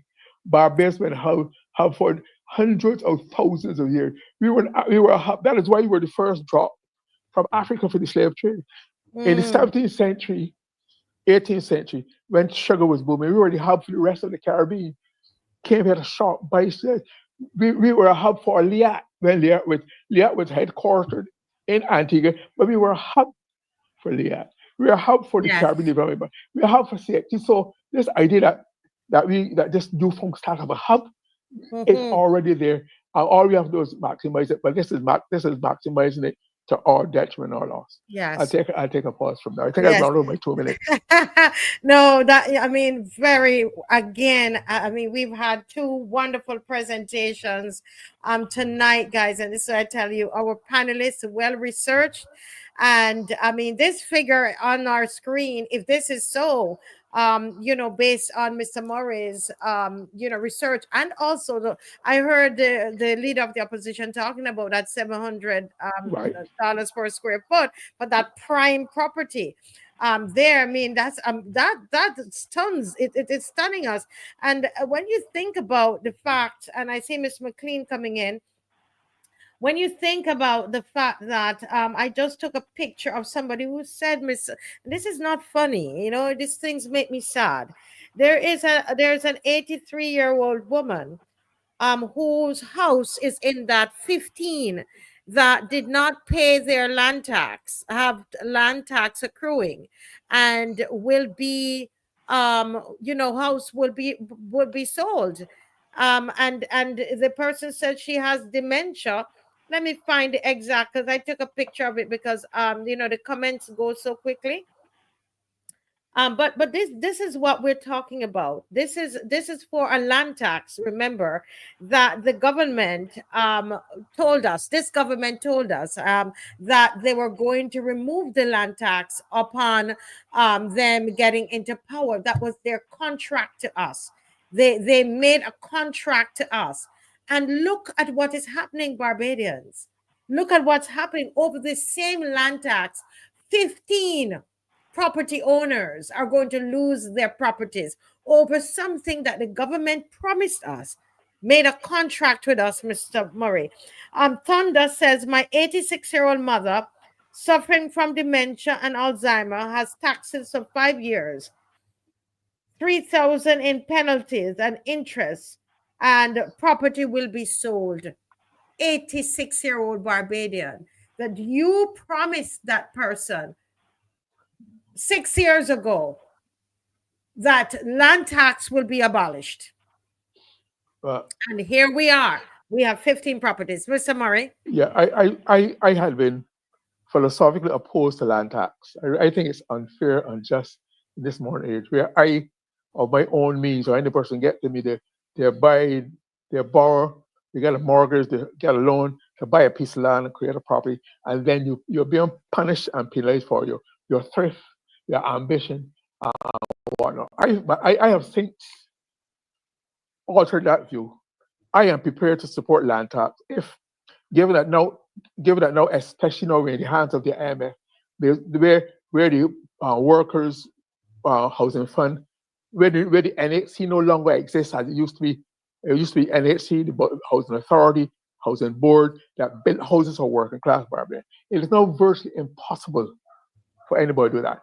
I'm saying I think that 75% of whatever land tax is collected should go into that kind of fund to go back to the system where working class Barbadians can borrow and repay and keep a revolving fund. Otherwise, we're going to have a social disturbance in this country and exposure that nothing can ever match.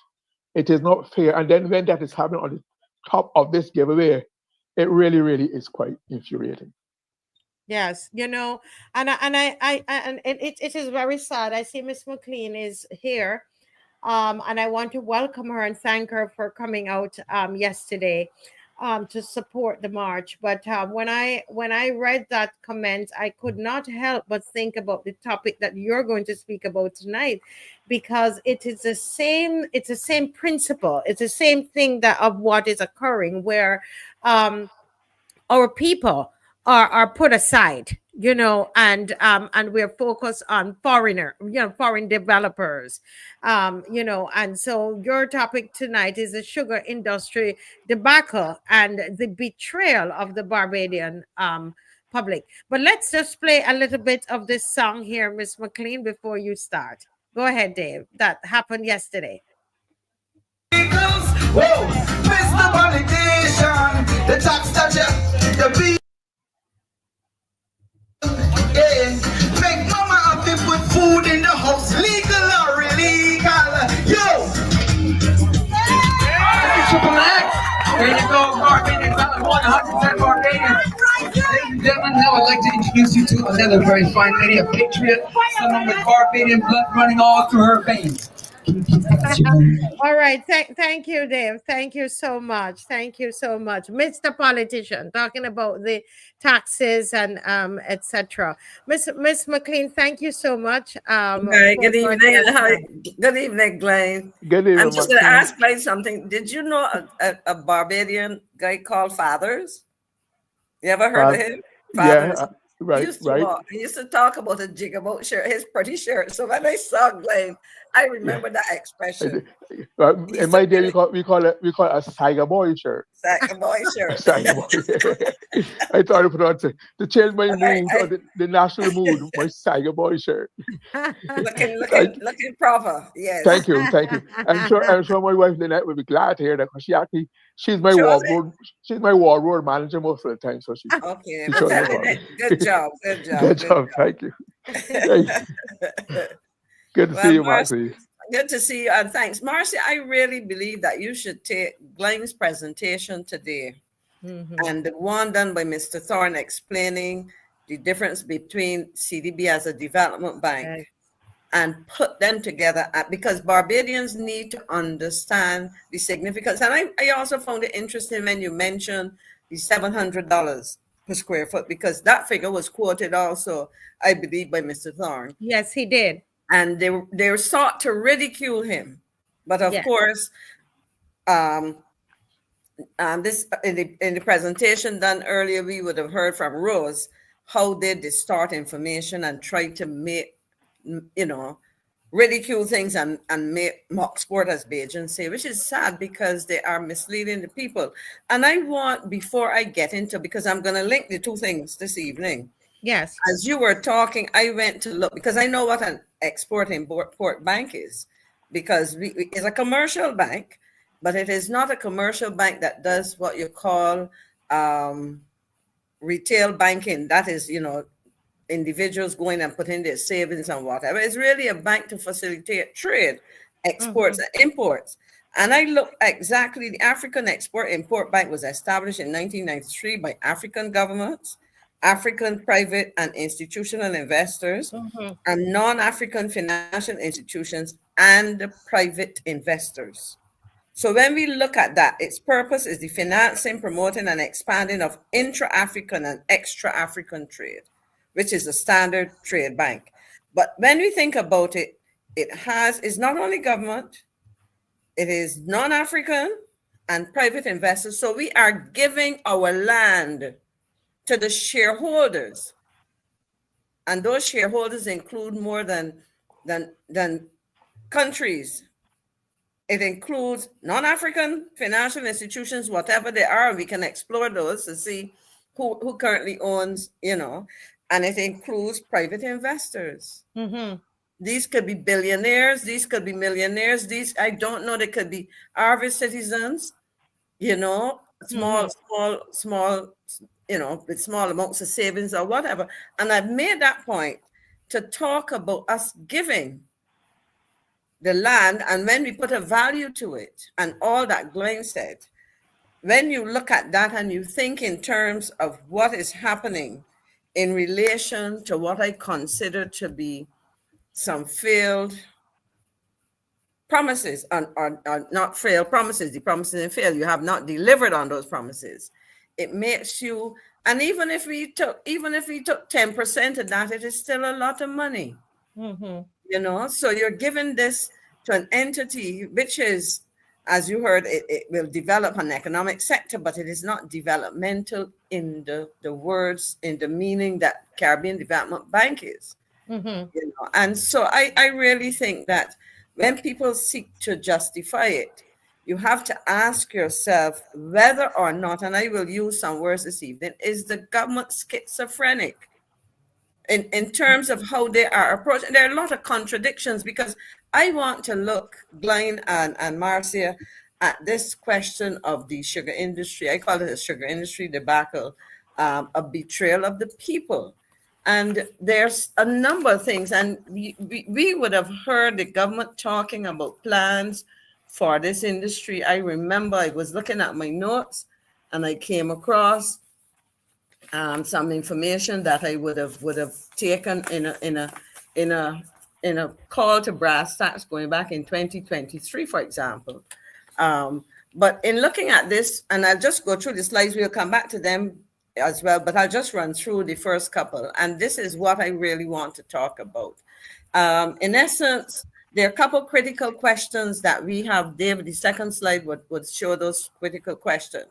That at the end of the day, and these are only three of several, because I really cannot cover the full range of issues that this thing throws up. But the question we have to ask ourselves is, what did the government promise? And who is expected to benefit? And why is this offer important? And I think that if you look at that, if you go to the third slide, I went to, I would call it a foreign source.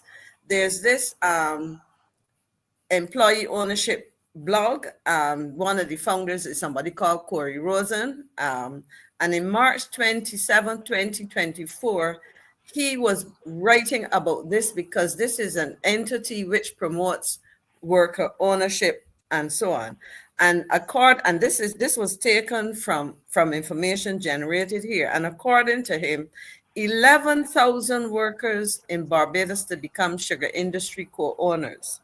It goes on to say, Barbados's Minister of Agriculture and Food Security, in was announced that more than 11,000 workers at the 2 state-owned sugar companies will become owners of 20% of the stock as the company transitions to private ownership. The next slide goes on to continue to quote Minister Weir. My view, Weir said, is that when the full transition is completed, for the first time in our entire existence, workers in the sugar industry are becoming owners. And of course, we know how we got to this part of the world and how the sugar industry was developed and all the talk about reparations. Remember, Barbados has gone up there. It's not new to Prime Minister Motley. When certainly was for 10 years, it was very topical. Professor Sir Hilary Beckles was given an assignment by the heads of government of CARICOM to chair a reparations committee and so on. A sugar industry. So going back to this, we are talking about the workers in this sugar industry in Barbados are the descendants of the slaves. So when we start to talk about Africa and our African heritage, that's why I talk about schizophrenia and contradictions, because here you are going out to the world, and I don't have enough time to pull all the articles, but I promise you I'm going to put them together in a significant article, because I think we can only touch on some of these here. But the Prime Minister of Barbados is going out to the world, supposedly championing reparations. But here she has a chance to facilitate something else that we heard a lot about it, Black enfranchisement. I remember 1988 coming back home after 2 years in Louisiana to what became known as the Mutual Affair. And I was very much involved, attending meetings at the Black Rock Cultural Center, working with then Dr. Hilary Beckles. He wasn't professor yet. He might have been a professor, I don't remember, but with Dr. Hilary Beckles and a whole set of people who were pushing when the talk of the demutualization of the Barbados Mutual came up, and people understood that they were shareholders and not just policy holders. And the whole buzzword at the time, and I say buzzword because we have not taken it where it needs to go, was economic enfranchisement. A sugar industry where workers will become owners has to be the real deal. This is the minister.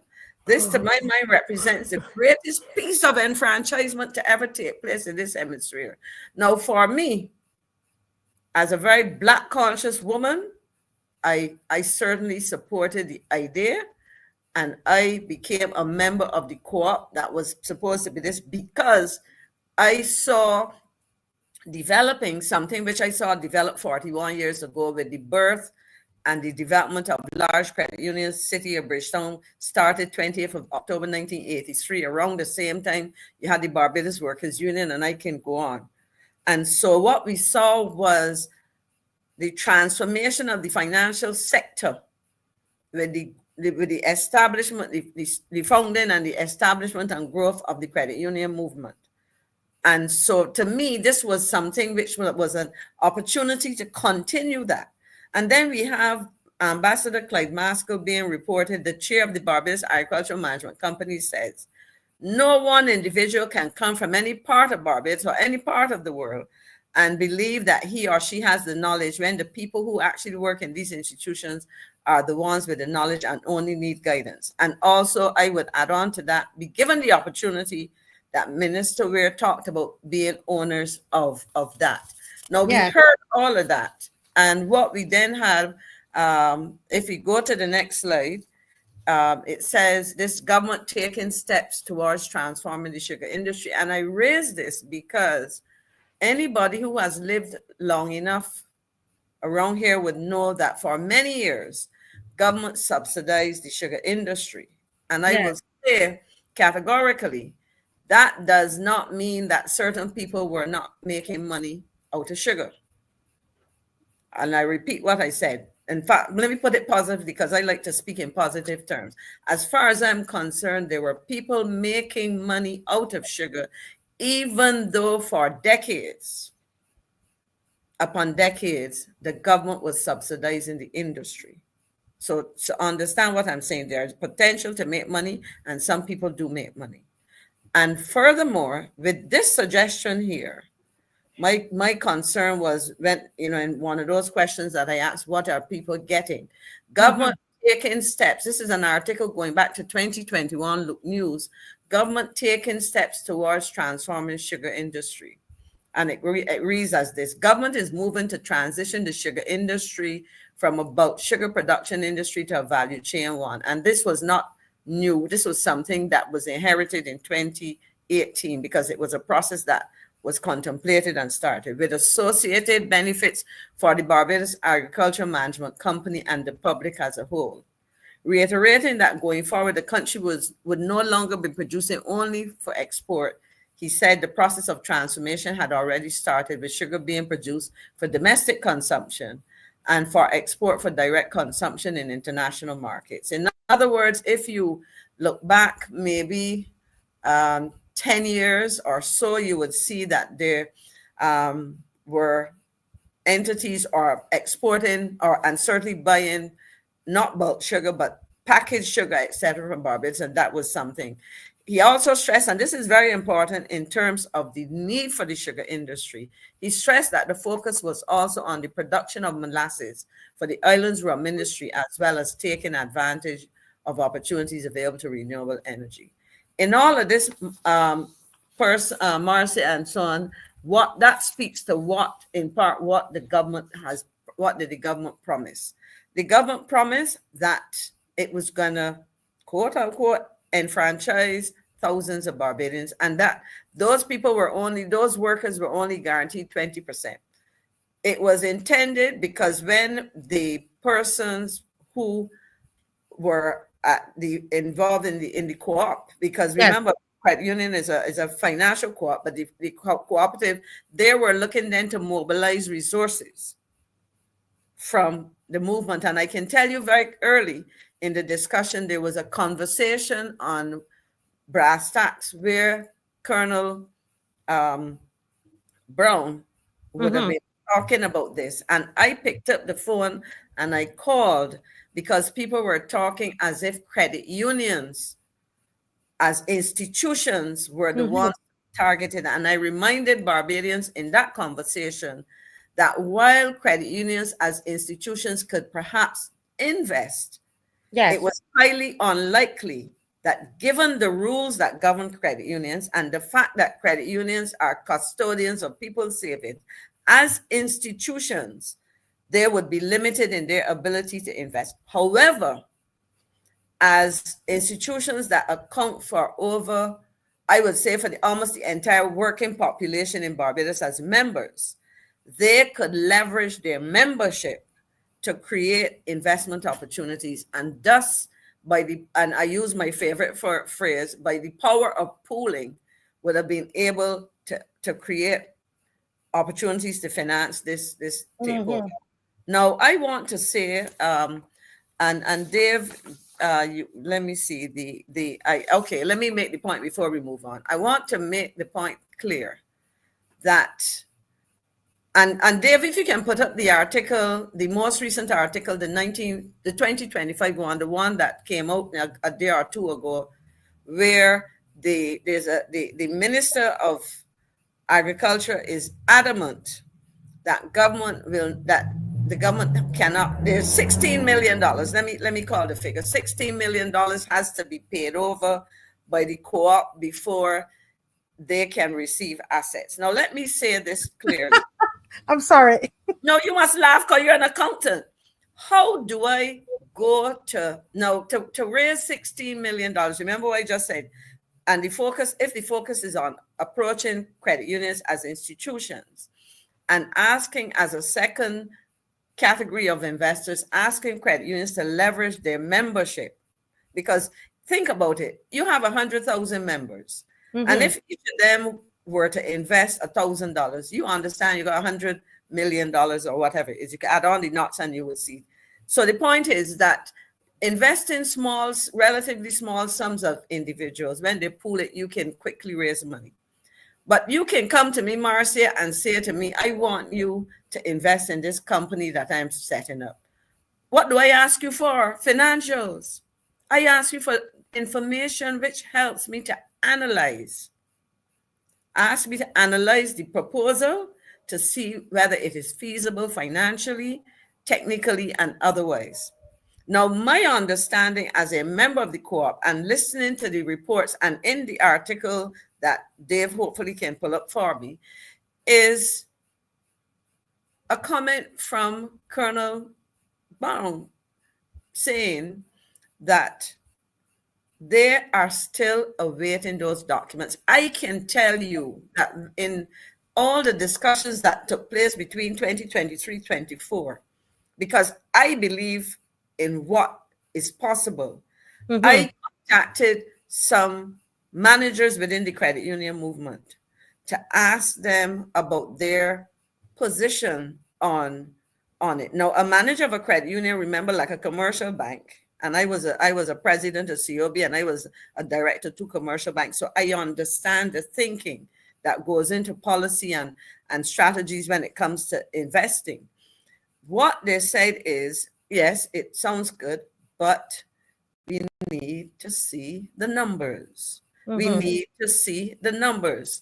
So the question is whether Colonel Trevor Brown was able to get the financials. And I can tell you, as reported to the members of the co-op, of which I'm a member, what he's saying here, according to Lieutenant Colonel Trevor Brown, head of the Barbados Sustainable Energy Cooperative Society Limited, the transition of the sugar industry from the state-owned Barbados Agricultural Management Corporation, BAMC, to Co-op Energy remains incomplete despite earlier claims suggesting otherwise. I would say to Colonel Brown, you would be a maniac to hand over money that is not yours unless you can say to the owners of that money or the custodians of that money, we have done the analysis. Here is the information provided by government. We are comfortable that we have put our heads together and analyzed this information.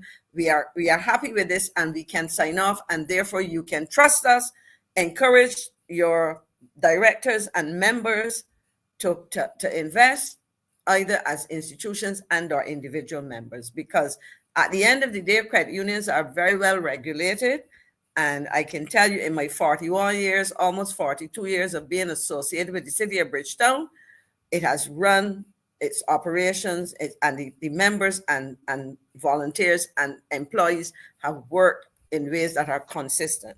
So I challenge the minister to produce for Barbadians, not for Colonel Brown and the people and members of the co-op, for Barbadians, produce a list of the documentation that you submitted or you shared with the credit union, with the cooperative, so that they in turn can inform their prospective investors. Any responsible CEO, director, financial controller, or even individual investor like myself will want that information. And my concern, therefore, is that, you know what, I really have to ask, and you know, I tend to say things, and I didn't say public, well, because you remember, I wanted to speak to this issue for some time, and then I said that I need to see some more information. But I want to say this. I have not, in all of these deliberations, heard Prime Minister Motley speak in very definitive terms and on multiple occasions endorsing this. In fact, I have raised that in several circles. Why haven't we heard the Prime Minister say, look, this is something that we would want to do? But I will read something that let me get the article here, that the Prime Minister said recently on the 19th of October, ironically, a day before the city of Bridgetown celebrates its birthday, so to speak. It was formed on the 20th of October, 1983. This is an article written by Ashana Moore, and this is Barbados Today. And the article says, Motley urges Barbadians to invest in nation's economic future. And very quickly, it says, Prime Minister Mia Mottley on Friday exhorted Barbadians to invest in homegrown projects, pool their resources, and seize opportunity for ownership. But of course, this is where she was as she toasted a new upscale development on the West Coast. At the groundbreaking ceremony for the West Beach Barbados condominium development at Roadview, St. Peter, Mottley called on Barbadians to take an active role in shaping the nation's economic future by participating in the island's growth. And I will just read this and then I would say something and pause. I do this according to the quote attributed to the Prime Minister. I do this because one of the things that does concern me is that many of the investments which are being made are still from people who are not Barbadians, she said. And we welcome that investment and we're happy for it. But I want to speak to the Barbadians now, because the ability to pool investment and the ability to come together and to build and to own buildings or enterprises must be our focus. I want to say to Prime Minister, beyond building buildings and setting up companies that might be looking to import and use foreign exchange and distribute foreign products, you have been speaking to the world about food security. There is a very close link. I was trying to find a more powerful an apt word between sugarcane cultivation and food production in Barbados. They go together. The other concern is that while I noticed that your focus, Prime Minister, has been on tourism, and that is important, but as we hear, and I don't like to use cliched phrases, we can't operate on one leg. You know, this unique sector thing, you know, monocrop, that's what sugar was years ago. We moved away from that. We've been talking about food security. If we think in terms of tourism, imagine Barbados as you drive from the airport coming across the St. George Valley. And instead of seeing lush sugarcane farm, seeing bush. And I've spoken about on this program already. So the point I'm making is you have talked about agriculture, but you seem to export our security needs elsewhere.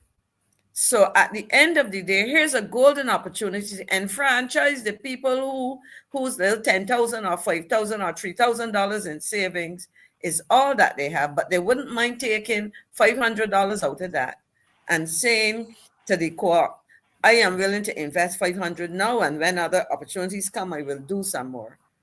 And you are going to be telling us that the industry is up in the air for $16 million, but you can take up prime real estate to give to a commercial entity, the details of which we have no idea. You went and you sat down, because from what I heard in the program earlier between yourself and GLYNE, Marcia, we have a situation where the Prime Minister is engaging in done deals, and those of Barbadians who voted for her, those who didn't, have had to do what she said to them. Watch me. Yes. And take your place in the back, and I think GLYNE described it well. So there's some other things that I couldn't touch on, but believe me, this is serious, and I end by where I started. And you could put up the last, well, don't worry, Dave, to bother yourself, but my last slide was asking, where is the Prime Minister on this? You know, where is her voice? We're not hearing her. You know, that is crazy. Where is the voice of Prime Minister Mia Mottley in all of this? Because she wasn't saying much. I told people that her silence generally suggested to me that she did not care for the project.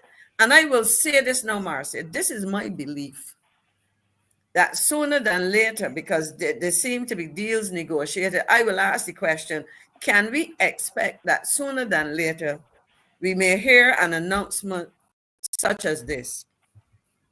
Our first effort was to give the workers and other Barbadians the opportunity to invest, but they didn't come forward. So we went to foreign. That's an expression you can relate to, Marcia. We went abroad, or we went to the few. I had a colleague. I have a former colleague. He's a friend. Dennis Kelman used to talk about the too few.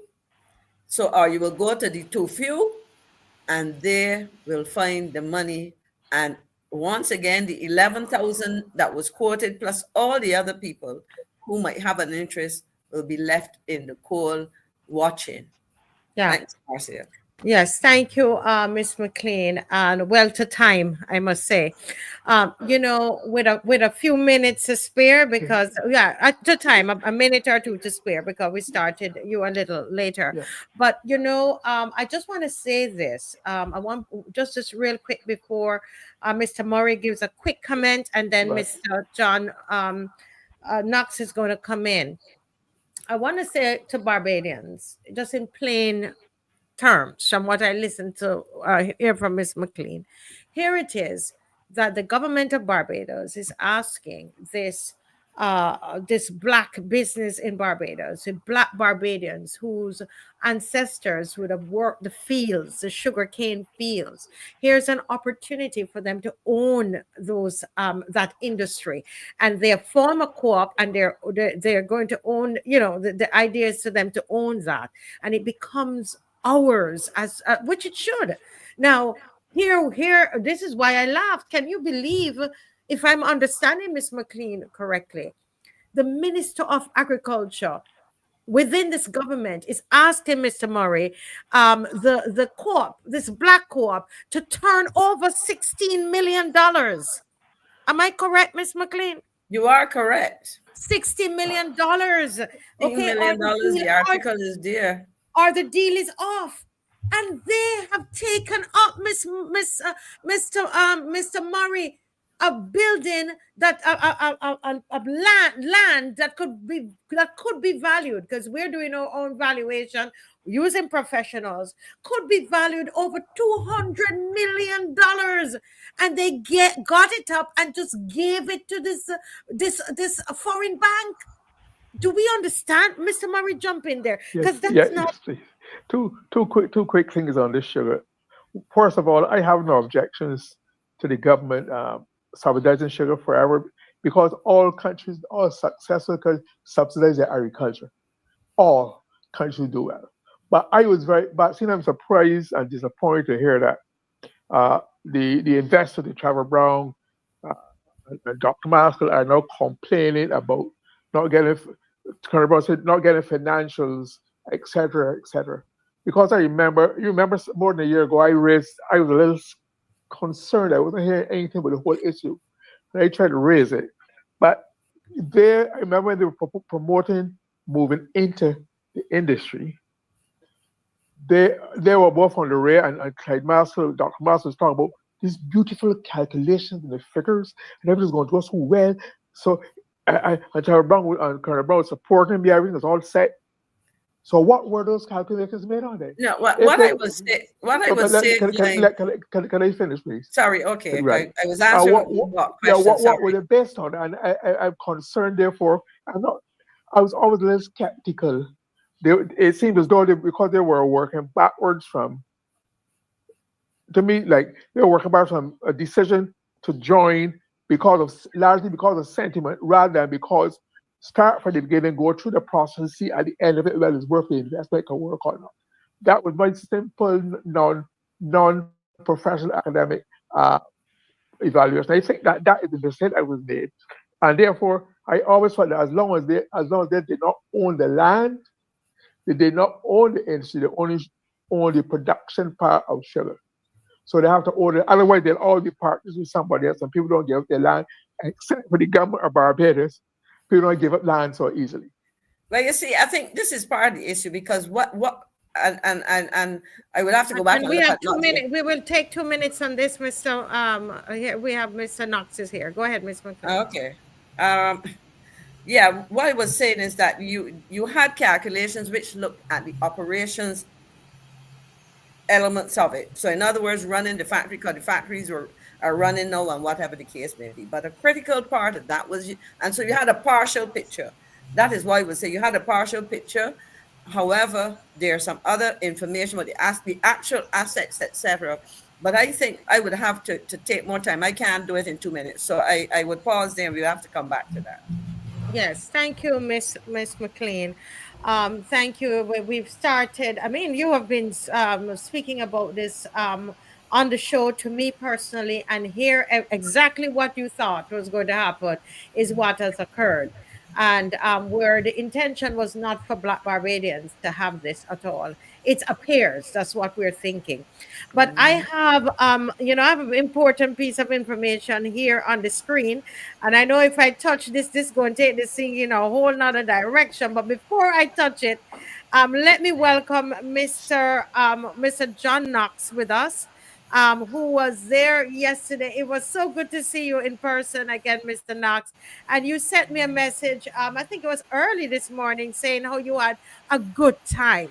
And I said, I would love, you always come on here with maps and facts and all of these things. Let's have a more relaxing time. And Mr. Knox telling us why he felt yesterday was such a good time. I'm sure Dave might put up some of the videos, but we're going to get back to that document, Dave. Go ahead, Mr. Knox. First of all, thanks a lot, Marcia, for having me on the show. And GLYNE and Maxine, good night. Maxine, good night. So yeah, I enjoyed it. I was muted. Good night. Sorry. I went down there to join the march. I call it a walk or a hike. And I joined it at the end. So I joined it at the very end. And all the way up, I was talking with a lady and I was enjoying the conversation and trying to understand what's going on in Barbados. Then I met a person I knew from years ago who worked with the IDC. And he basically said, well, he is in support of the hotel. It's investment, it's economics. So I asked him, like, why was the Hilton destroyed? It was only 33 years. Is there a problem with the foundations? And he explained to me that buildings have an economic life. And after a certain number of years, they've made their money and they're no longer useful. But I said to myself, how come the Mutual building in Bridgetown is still standing? Why is the NAS building destroyed? So I kept getting, everything that my eyes were seeing were telling me that something is not right with that logic. So it was absolutely a pleasure to walk with the people I walked with, see people I knew from before, have people come up to me and basically say, keep it up. And for me, it was really a pleasure. And it was all different types of Barbadians. I think probably the most important thing that we have to do is somehow to get elections. But it can't be elections like before. It has to be that every Barbadian, or as many Barbadians as possible, vote in those elections. And that we never, ever have a 30 Love result, which cannot produce that has all the possibilities of abuse, although it has its limitations. I won't go into them now, but we really need to vote together and make sure that we never get a 30 Love result again, ever again. It is disastrous for this country or any country to have a parliament without people who will oppose the government. Wow. I will end up there. I won't go into too many details there. I see some people I know. I didn't talk with them. Miss McCLEAN, you were there as well. Can you give us and I see Michelle is in the green room as well. Can you give us your thoughts of what did you feel, what did you experience being there, Miss McCLEAN? I've been to one of the marches before. Unfortunately, I had to stay at home to receive some building materials, so I didn't get there until you were actually in the town center. So my walk was in the reverse when I had to go back. I was getting a ride home. We had to go back to Folkestone. But I think in talking to people, because a cross section of people came to me, Barbadians are very concerned about how decisions are being taken and how little respect is given to sharing that in advance of decisions. In other words, you have to accept this is a done deal. This is it, and they feel that it is important enough to come out and say what they are feeling and thinking. Now, the concern that some people have is, having done this, the question is, what recourse do we have to, if possible, reverse, halt, or whatever these decisions? It is not that people are opposing for opposing's sake. They understand. I'll give you an example of something very quickly that was said to me. Okay, we're building a 9-story hotel, but having constructed this 9-story hotel, where you're constructing it, and basically, I can't say transforming, changing, or eliminating some of the history of the area and of the country. What are you going to be saying to those people in those hotels? What are they coming to look for? What are they, and the ones who always come here? With all these changes, are you enhancing what we have to offer to people outside of the fact that you're eliminating critical parts of our history that Barbadians, generations to come, will not be able to access in the way that they can now? Yes. It was great to see you there. Let me just go to Michelle. Michelle has just joined us, and Michelle, you were at the march. And Michelle, listen, Michelle came to Barbados from Florida for the march, people. You're talking about a dumpling from the diaspora. This dumpling roll up inside of here, Mr. Knox and Mr. I said she had to come on. Michelle, talk to us. Why did you take a plane and come from Florida to Barbados for this march? Oh, good night, Barbados. Good night, Michelle. Good night. Sorry, Maria. Marcia, thank you for having me, and Mr. Knox, thank you for being on. Speak up a little bit for us there. Speak up a little loud. I know you're not in your regular place. Okay, speak up louder. Yes, I'm not in my regular place, so I can't make too much noise. We won't keep you long. All right. So here's what happened.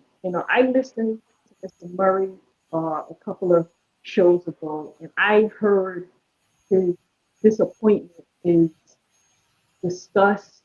And for a person who is a public servant, I'm also a public servant.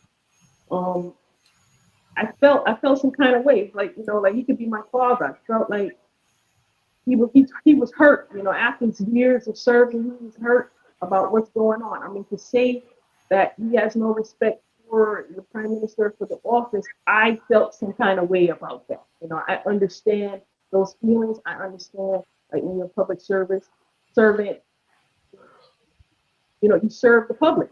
That's your job. You ethically and morally, you serve the public. So I had some time in between some things that I was doing, and I just said, let me just use these flyer miles that I got, and I jumped right on it. I jumped right on it. Yeah, I mean, I was wherever I was on Friday, not Friday, on Thursday, and I got a call saying, I got a message. Hi, Marcia, I'm in Barbados. I'm like, what? You're in Barbados? And she was at the march, people. Michelle was there, and I wanted, even for a short time, because I know she's not in her actual space, but I wanted to say publicly to you, Michelle, this is what it's all about. And Absolutely. You gave me the same story, that you were moved by Mr. Murray, and that you would take a plane from Florida as a Bajan. This is what we're talking about, Mr. Knox, and fly here, because she didn't want to miss that march. I wish Dave could find her in the march and show the people. I didn't say anything because I wanted to make sure I had landed, so I didn't say anything to anyone. And like I said, I thought about it, and I was like, well, I could do this. And I had no suitcase, packed my stuff. That's the way to do it. I'm on a blog. Handbag and all, and just got here. and jump right on it and jump right on it. You know, and I'm proud of Barbados. I'm proud of the movement. I'm proud of that people are speaking up, and this is what we need to do. I think about Barbados as such a young democracy in reference to like the U.S. in 1776. They've been doing it a long time. Barbados has not. It's just about the same age I am, the independence of Barbados. So I feel moved that this can. The situation that we have here, I feel like the opposition has a unique, I keep saying it, a unique opportunity to fix what we have here. And sometimes you have to look outside to see what other people have done to decide that, you know what, let's make this change, and let's make this change for the future. Sometimes some of these things will not happen in my lifetime. I understand that. But we are thinking forward. We're thinking for the future. We're thinking for our children. And that's how I see it. I see it as not just something happening today, tomorrow, next week. I want Barbados to understand that this cannot, like, for example, we discussed the level of power of the prime minister. That cannot be an unchecked system. That cannot be an unchecked system. It's very, very nerve-wracking, very anxiety driving when you see someone who 30 love, when you see someone that has no opposition, no nothing, no one else to speak for the other half of or the majority of Barbados at this time. So yes, I was moved to come because I said Barbados, we've lifting up at this point. Marcia, Yes, yeah. First of all, I want to tell Michelle how flattered I am that I might have moved her to this extent. But just to correct one thing, she said she felt I was hurt. No, I'm sure you're from St. Joseph, I gather. You know where it is to be hurted. Yeah. I was hurted. Gotcha. Hurted being in the Barbadian parlance. When I say I was hurted, it means much deeper than just hurt. So that is how I felt. I don't want to commend you for your activist your involvement. You went to Washington with the cybercrime bill, and now you were here. And I want to commend you for your involvement. But at the same time, I want to commend Mr. Knox also for his constant involvement and is willing to put his experience and expertise to the benefit of the Barbadian public. I know there are very few professionals in Barbados of whatever color or activity who are willing to do what he's doing because they're afraid of work victimization, losing work, not being hired, etc. So I want to commend him, and I want to ask him, though, that being so, what are your true feelings of when you envision this project they're talking about at Jefferson? How do you see it's going to impact on the environment? And what do you think are the dangers that we have to look out for and we have to be on our guard to protect against? The same exact, if you look at it from a geological standpoint, that area is probably the same level. There's a depth of coral under that area, and then oceanics. And the coral is going to be alive, it's living, it's in the sea. So when you put piles into that, you're putting it into seawater. The concrete is porous. They're going to the potential for them to deteriorate over time is there. So for me, I would look at it. Not only first of all, the buildings are so lovely. I don't see why they can't restore those buildings. The sod stone, the block stone is extremely valuable. You may not. One person at the walk told me that somebody told him that, or a contractor told him that those blocks would be used to build something else. So he asked them, well, why don't you leave the building as it is and work on what you have instead of destroying it, moving the rock, the stone somewhere else and building something else. Mm-hmm. So for me, it's I spent in my days at Harrison College, sixth form, I spent so much time in the Ministry of Education there. And I just can't imagine that. I watched them. I think they burnt down and all. it's just so sad to see what has actually happened to those old buildings. And those old buildings, I think the one at the end of Gemmott'S Lane, I think that was used for nurses for the general hospital. I always heard that. So I mean, there's so much history in there. I can't understand how people would even think about destroying those old buildings. I was talking with Professor Henry Fraser. Yes, let me see, yesterday, and he told me he told the group of us he was on a plane in America and was given the Advocate newspaper, or had got the Advocate newspaper, and as he opened opened it, he saw that Tom Adams had plans to destroy the synagogue and build a new judicial center. And he just reacted, what? All sorts of stewardesses, all the stewardesses came to see what happened to him. But he and others basically got together and said, you cannot do this. And today we have the synagogue restored. So I think we have the examples there to follow.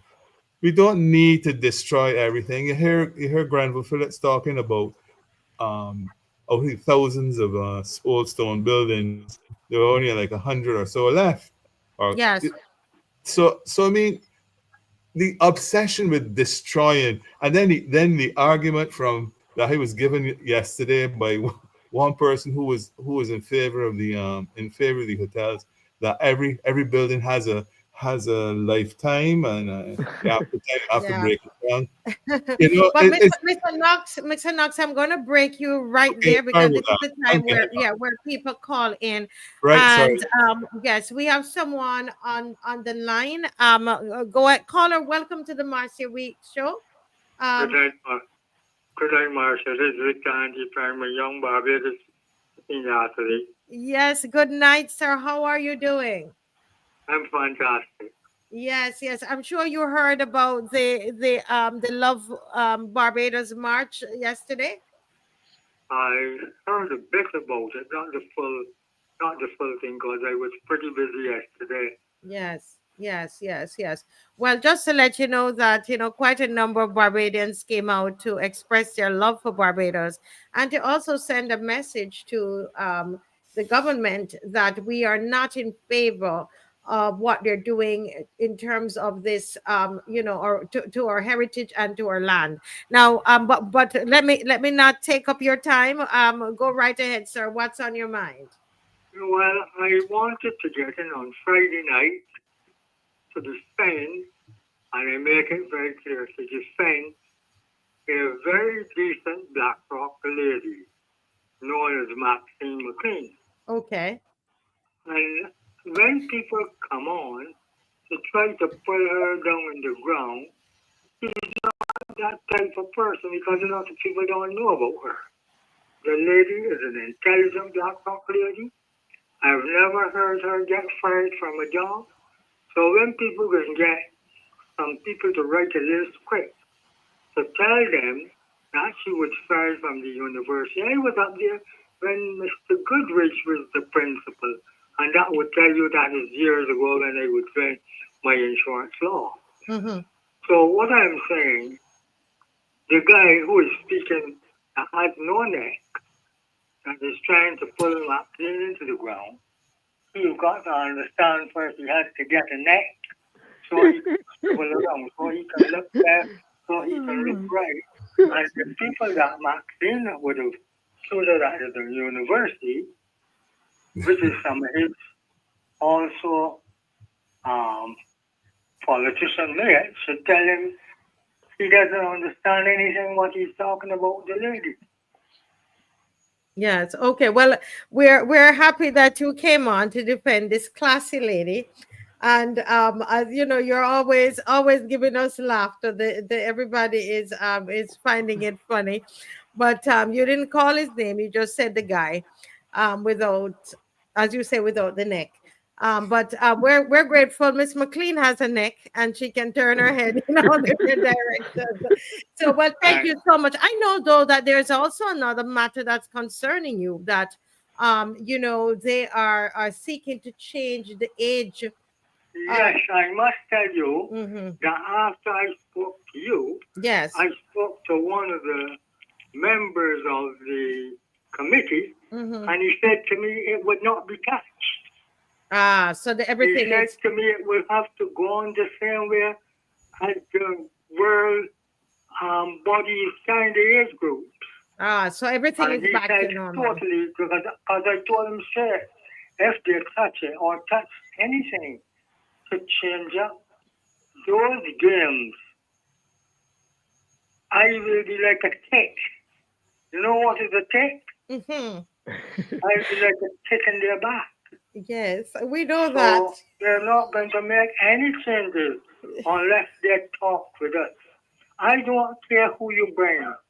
From the university, wherever you bring them from, they have no knowledge of the thing again. Because when you even check with some of these people who are coming around the senior games now, they say, we don't hear much about it. I hear a little bit about it.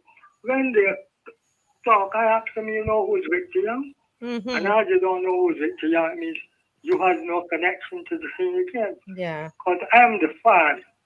Yes. I'm the father of the senior games. Audrey Cox is the mother. And one or two others like Melma, Henry, they are uncles and so forth. We knew when it was born.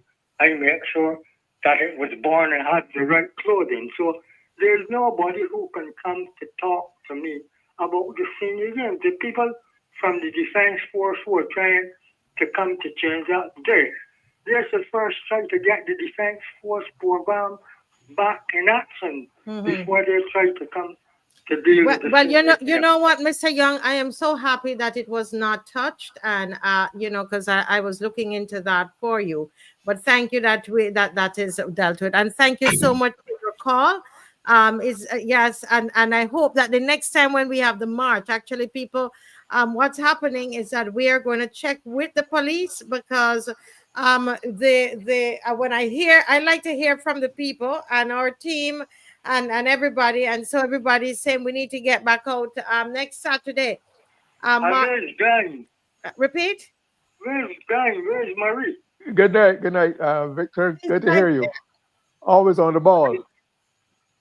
Is he there? Yeah, I'm here. Good to hear you.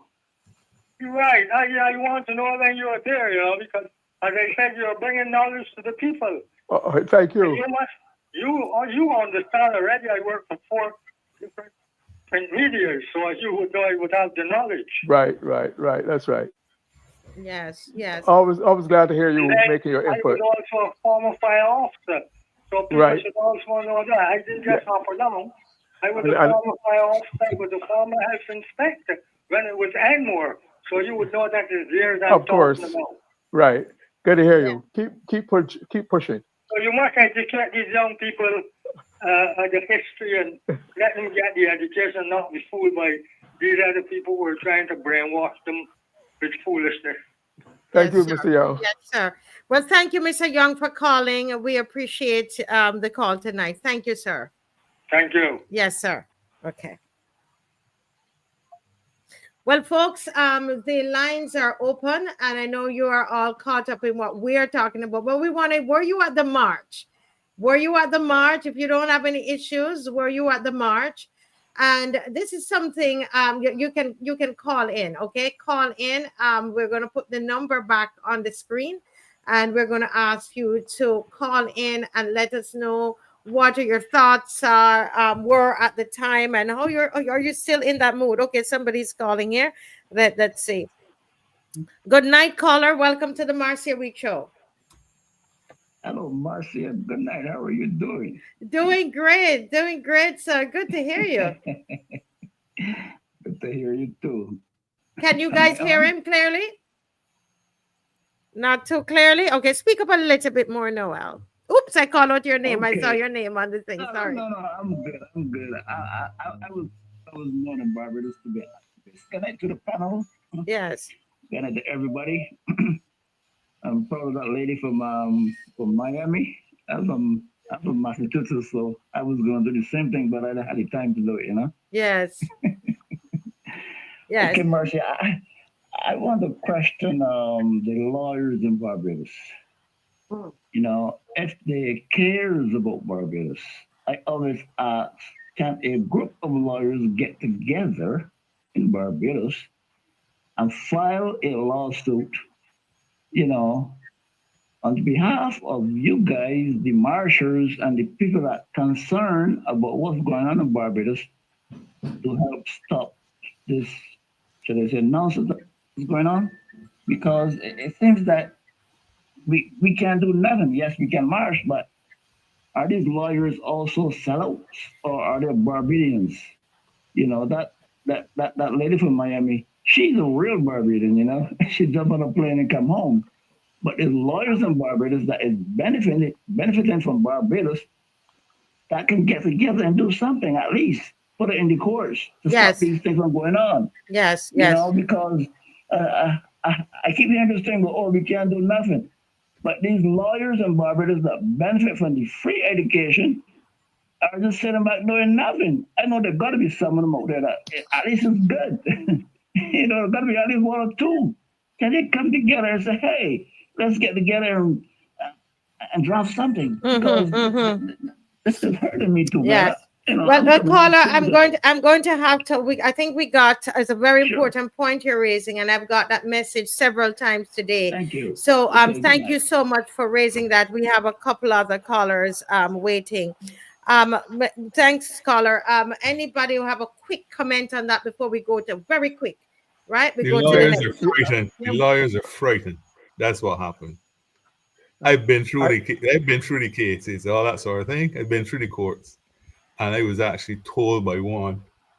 In fact, he was junior, and his senior said, come, you need to be in court for this. He said, I have to make a living when I get older. So they're frightened.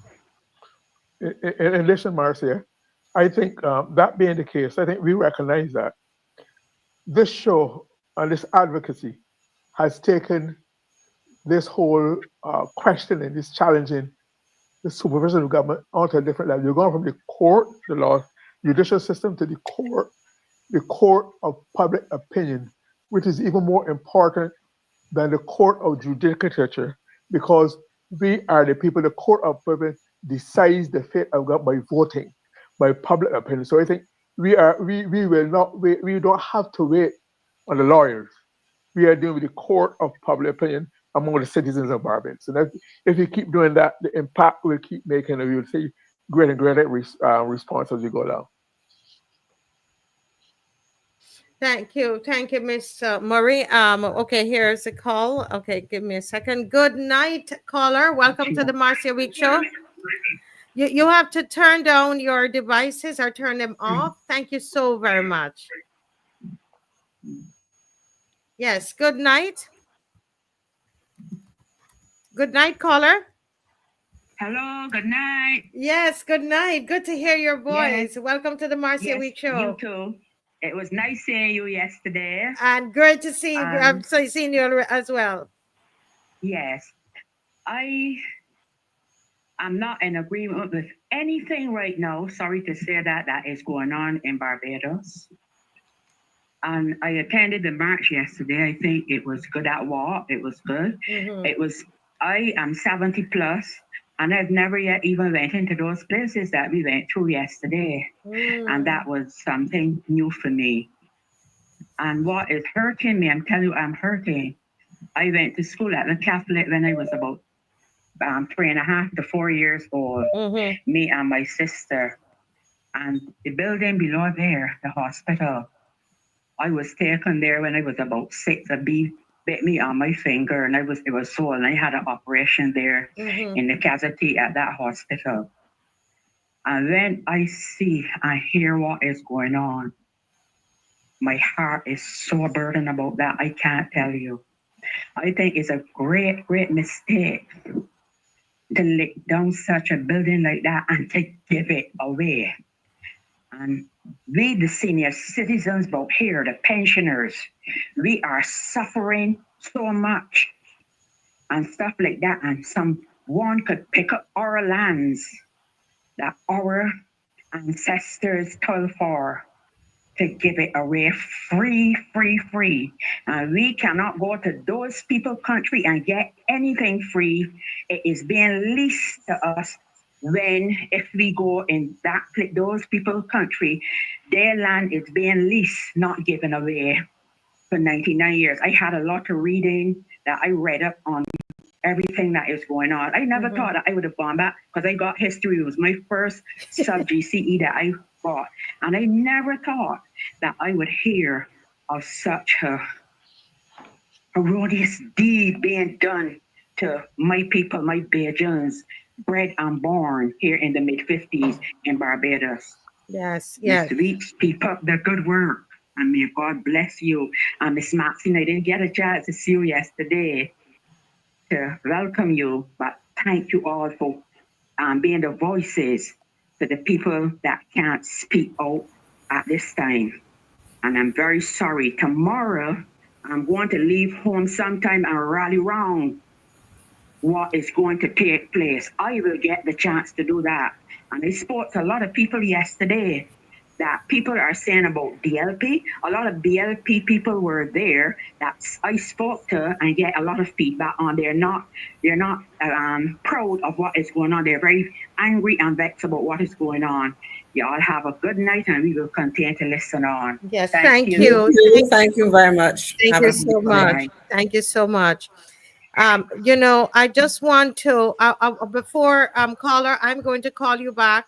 I see a number called twice, but as somebody said, all valid points made by the caller. I want Dave, I want to show you guys something. You don't have to comment about it just yet, but I want it to sink in, Mr. Murray. Dave, can you put up that WhatsApp message? It's important. Yes, someone sent me this, and again, that's why I thank the viewers, Miss McLean, because they have to make this show. And this is someone that's a very reputable person sent this to me and told me to check the last name. But let's go up and so we'll see who these people are. These are board of directors of Afreximbank. How do I pronounce it? Afreximbank. Right. I said Got it right. Right. I got it. Afreximbank. Okay. Right. So you have the president and chairman. There's Professor Benedict Orama, members of the board of directors. You have Mr. Hassan Abdallah. I hope I'm not murdering these names. I'm trying my best. Miss Lydia Sehu Jafaya, Nigerian. Dr. Denny Kelela, Zambian, is the governor of the Bank of Zambia. So these are board of directors. The class B, Mr. Ki Chung Lee Wong, is a Mauritian. And Dr. Wong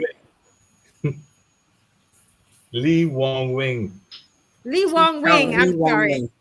Thank you. Dr. Mangudia. Okay. These are all board of directors, different classes. Mr. Noel McCullough, whomever. Sorry, sir. Yes. Mr. Victor, anybody want to try the last name? There's a reason. Right, Ivorian, and then Dave go up, and then you have the class C, okay? And Dr. Sidi, go ahead, Miss McLean, you're doing good. Uta. Okay. Yes. Yes. Chinese, okay. These are all directors. Barbadians, open your eyes right now. Now you have independent directors. Is this a list? No, or it's still class C? Okay. You have read for me. Mr. Anil Dua, Mr. Ronald Sibon, GCNE and Tuli. Right. Okay. Stay with me, Barbadians. You know I'm going somewhere. Keep Mohammed going. Hisham Abu Musa. All right. Okay. Yes. And class A. These are all board of directors. Go ahead. Mr. George Stanley. Mr. Nyanga Kwamata Kumu. And the names are Usaku, Nikita. Dr. Kevin Greenwich, Governor of the Central Bank of Barbados. Kevin Greenwich, He's Governor of the Okay. Central Bank of Barbados. Oh, yes. Don't send out a Bajan. There's a Bajan there. Look, stop it right there, Dave. There is a Bajan there. Just check that last name there. Just let it sink in. We can't get into this deep tonight because we'll have to figure out, is it normal? Wow. Yeah, for his name to be there, I don't know. But this is, we didn't create this list. And we are not casting any aspersion on versions on Dr. Kevin Greenwich. We're just letting you know that he is a board of director. Barbadians, I'm going to keep it there one more minute. Just sink in. Go ahead, sir. There's something that I don't know if you have seen it, but the money is, I think it's $1 billion, a 600 million and a 400 million investment from I think it's from the Chinese Export-Import Bank into the African Export-Import Bank, or Afreximbank. So it is actually financed, or at least it seems to have a lot of finance from China. No, I know that Trump is making a lot of noise. You choose China or you choose us. So I don't know if this is such a good idea at all. But anyway, different people will think differently. I think Trump is a blowhard, but somehow I don't know if this is a good idea. I don't know. We have a caller. Caller. Just hang on, please. Remember, I said we might not be able to go into it, right? But let's go ahead, caller. Good night. Welcome. Yes, good night, Marcia and the panel. What I want the Barbadians and Diaspora to research, my strong belief is that this whole concoction of a bank is a multi-state and a multi-entity operation, stealth under just being a bank. And I believe that they believe that Barbadians are so low socioeconomic that they would come in and have just this diplomatic immunity to do as they like, and eventually over 50 to 100 or 100 plus years, take over the land. And I think that we as a collective, BLP, DLP, NDP, I don't care what you are, we have to see that by now the Prime Minister has to see that what is going on is more than just politics. You are actually ripping the guts out of the heritage of a country and its future. Powerful. Thank you, caller. Thank you for calling. And another person in the diaspora, the Bajans in the diaspora, fierce. Thank you, caller. Right. Yes, thank you. Thank you. Marcia, if I might. Murray, hold a minute, Ms. McCLEAN. Mr. Murray was saying something. Yeah, I just want to say that yes, it is noteworthy that Dr. Kevin Greenwich is listed as the governor of the Central Bank of Barbados. He's not there as Kevin Greenwich in his own right as an individual economist.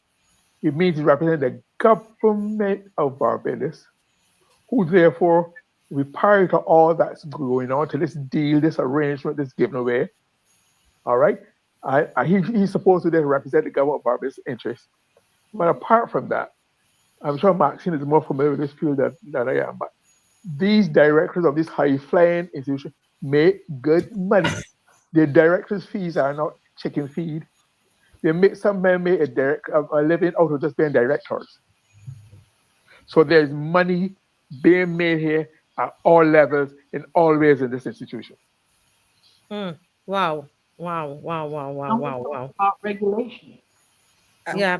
When you have hold a second, Mitchell. Let Ms. McCLEAN go right ahead. I was just reading my phone where somebody giving me the source of the document. Go ahead, Ms. McCLEAN. There are a couple of things. One, I want to react to the last call. I have absolutely no difficulty with the Afreximbank. It's an import-export bank. What I have a difficulty is how it is presented. And as you were looking, I looked here, and Dr. Greenwich has identified himself as an independent director of the board of directors. And he has only been a director since June 2024, less than a year. That I have some concerns with. in the context of all that is happening in Barbados, because you are representing, as GLYNE pointed out, if you look at this and if you go back to the structure, the bank, etc., and the shareholdings, you have countries, etc. Now, he is not listed as a representative of Barbados. He's listed as an independent director. But I have concerns about that, given all that has happened in Barbados, because when you start to talk about independent directors, I will get into discussing that another thing. So I have a difficulty with that in light of all that we are hearing here, because to me, given his role, as GLYNE pointed out, and given the relationship that is being established between the bank and Barbados, particularly where we have a situation where you are representing a country by nature of being the governor of the central bank, which is gifting to this entity extremely valuable property. It creates a whole set of issues for me, but I would explore those later, having just seen it. But I want to reiterate that I have no problem with the institution, because what I heard coming from the last caller, we have to be very careful with how because a lot of the truth is, Miss McCLEAN, we will pick it up another time. There are lots of people who have provided lots of evidence with no, but we need to be, but if that is the case, you need to bring it. You got to be careful. Yeah, but yes, and some people have brought it on the show as well, even way before. So there are varying views about this bank, because the information is on the net, just like people are finding this information here. But let me go to the caller. Good night, caller. Hello, good night, Marcia. Good night. To your guests and to your participants on the show. Yes, sir. Congratulations on your successful march yesterday. I was unable to make it because I was at another engagement. However, as it relates to the matter that we are discussing at present relative to the Afreximbank, Marcia, I have a concern with the arrangement and the concession by way of a giveaway of our lands to this profit-making entity. It is not an organization, in my estimation, that is here, that is giving out grants or donations or anything of the sort. I see this as a commercial entity that is in the area of making profits. And I'm concerned and would like to know what is in it for Barbadians other than the rhetoric of jobs and bringing economic investment. Apart from that, are there any protections for this bank not to, let's say, 10 years, 20 years, or as the person said, as Mr. Knox indicated, that the individual said to him that a property have an economic life of approximately 30 years, that 30 years hence, they can sell this property to some bidder or to some rich person for significant profits and pocket them and take off and leave our country. What protections are there for the citizens of this country? In addition, have we looked at the articles as registered at the United Nations relative to this entity? What are those immunities that are accorded to this bank and its directors, its employees? Are they given, I think in some area I read that they're even immune from searches and from immigration regulations. There are several immunities that are extended to the employees, down to the employees of this institution. They're exempt from searches. You cannot, I don't think, well, I stand corrected, whether we can just go on to the premises of this bank when it is established and search them just so. So we need really to examine what we are getting into as far as this institution being established in Barbados is concerned, with the major fact that we are giving them our valuable land And then they're going to destroy those historic buildings that are there as well. I would love that they can retain those edifices that are down there. But that's my little contribution. When we get deeper into this discussion, I hope you'll bring it back at some time where we can have a wider discussion on it. I can send you the document, but I think you're pulling it up, and that's good that we can examine the treaty that was registered in United Nations in 1993 or 96, sometime like that. Yes, yes. Thank you so much, caller. Appreciate you calling, sir. Thank you. Yes. Wow. So thank you, Dave, for being so quick to get this up again that we have here. This is the agreement between the bank and various of the Caribbean countries, and especially for us because the bank is located here in Barbados, and you can read it on the screen for yourself about the immunity and so on. I think it's who was speaking? Is it Mr. Michelle? Go ahead, Michelle, please. I think it's Michelle. I was gonna say that the callers are hitting it on the nose. Speak a little louder, Michelle. I was saying that the callers they're exactly right. Like for example, governor of central bank, what conflicts does he have? He knows things that we don't know that go on in the banking system, right? Because he's privy to a lot of information. And he's operating independently under this bank. So, according to these documents, he's an independent director that has something to do. Does that have anything to do with his position at the central bank? These are all conflicts in reference to, and I find it's funny how a lot of this is going on in Barbados. Lawyers have conflicts, but you work for the government and then you have a client, or how are you practicing outside but still working for the government? I find like a lot of these legal conflicts. Does anyone even, like, I don't know, I would say like the Bar Association investigate any of these are conflicts. You can't like be on both sides of the coin. Yes. Thank you, Marcia? Michelle. Yes, go ahead, Mr. Murray. Yeah, I think this information tonight opens a whole new realm of perspective, asking questions. And I think you have to follow the names. Dr. Cavalry, let's go back. Dr. Cavalry was financed by the Caribbean Development Bank to work with the government of Barbados, the Ministry of Finance, and the Prime Minister Motley and Minister of Finance to help devise the BERT program, etc. Right? So he's a product of the IMF. He was paid to leave the IMF, financed by the Caribbean, and he spent working it. Yeah. Now he is, and he was deep involved with the BERT and BEST and all those programs. You heard him on TV arguing the case for the government and the program. He said, he's boosting his own program that he helped to create. And therefore, given the Prime Minister's deep reach into him, given the Prime Minister's deep reach into this project to get it come to Barbados to give away, I have no doubt that he has been placed as a governor, as a director, at the behest of the governor, the Prime Minister of Barbados. Yes.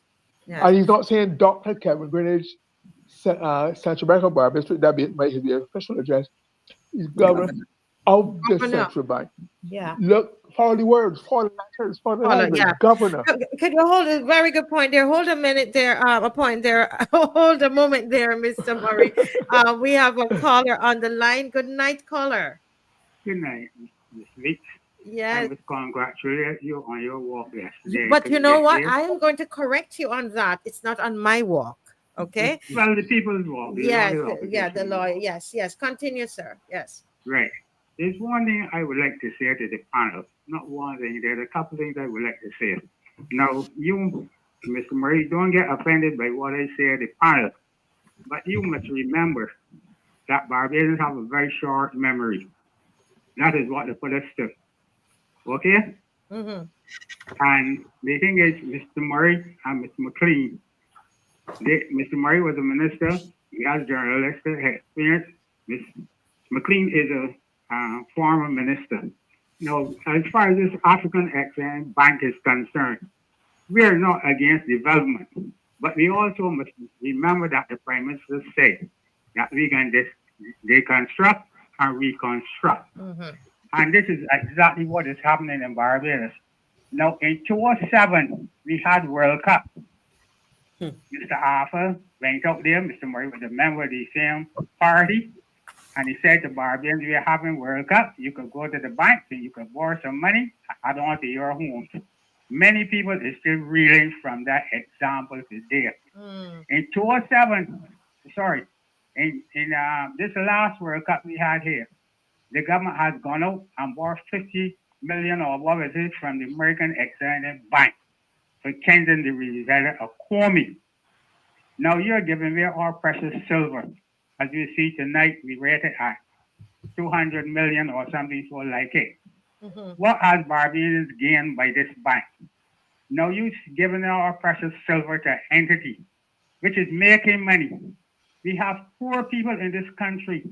Lands, their houses, their lands are being put up for auction. You don't think that we could have said at least this bank to the entity, let's say for 99 years or so. But if these people could take up in 20 years' time or anything happened to this project and they could sell this project and make millions and go away and leave us like what? Sheep? Huh? It is about time that Barbadians wake up and read. Another thing I would like to say, when you sell all of our silver Bay Street and that, are we at Dubai? And Miss McCLEAN, near to Miss McCLEAN, we are saying now we are having a problem like you got photovoltaic system. There's one put up on Torch Road. You see the African Bank put up a sign. There is no sign put up in Torch St. James for that big expansion of photovoltaic. As Mr. Knox is there, I would like to ask Mr. Knox, when this bank is going up, how many stories they said it's going to be? I'm not sure. We're not. I don't know. I haven't seen. I think I heard eight. I heard What? 9. Hold a minute. What? Hold a minute, Mr. McLean. Mr. Hold. That's slippers. What you said? But I'm getting a senior moment here because I'm getting hot now. Mr. Murray, what did you just say? I think it's 8 or 9 stories. What? Yeah. Excuse me. The guy that I talked with on the hike said, on the mark said, is actually 2 buildings. One is 5 and one is 4 stories. So I don't know what is what. That's going up here at JEMMOTT'S Lane. Oh no, sorry. That was the one. Right, that's why I asked you. Yeah, so we're talking about JEMMOTT'S Lane. So what we're hearing, go ahead, continue, Mr. Murray. I am just the last caller. I just want to comment on a couple of things just for the record before people pick it up and make it their truth. I'm not disavowing any association with the Barbados Labour Party. I was never a member. I was a member of cabinet, and in 2007 I was not here for the World Cup. I was in Ottawa as a High Commissioner to Barbados. Okay, Barbados High Commissioner to Ottawa. Secondly, that statement about people, public having short memory is not exclusive to Barbados. That's part of a principle that's applied to public information, propaganda, education. If you don't repeat and reinforce it, something will come and take its place. So we are not afflicted by Barbados with any inherent intellectual or emotional or cognitive difficulties. It's just that the way human beings work, if you don't inform them and regularly reinforce it, sometimes will inform them for you. Yes. Thank you, caller, for I wanted to ask Mr. Knox a question, get Mr. Knox's opinion. Okay. Because I didn't hear Mr. Murray's comment or Mr. McLean's comment. I will have to listen to the program again. Yeah, yes, sir. If I said anything that's offensive to them. No, not at all. Not at all. I was just correcting the record. No, not at all. Not at all. But what I'm saying is, what I would like to know as Mr. Knox is that they're a senior person. If this bank is to go up, let's say 9 or 10 stories, whatever it is, in that area, as Mr. Knox does with geology and so on in his water thing, will they have to drive piles in this area? Because I can remember as a boy when the Bridge Road was being dug by Edgell and Sons, Edgell Construction, they had to drive piles in Bridge Road. In Bridgetown, around that area, for the weight of the hotel, which you would have to calculate, is that land maybe you build about 10 feet? I used to work in Bridgetown in a certain area.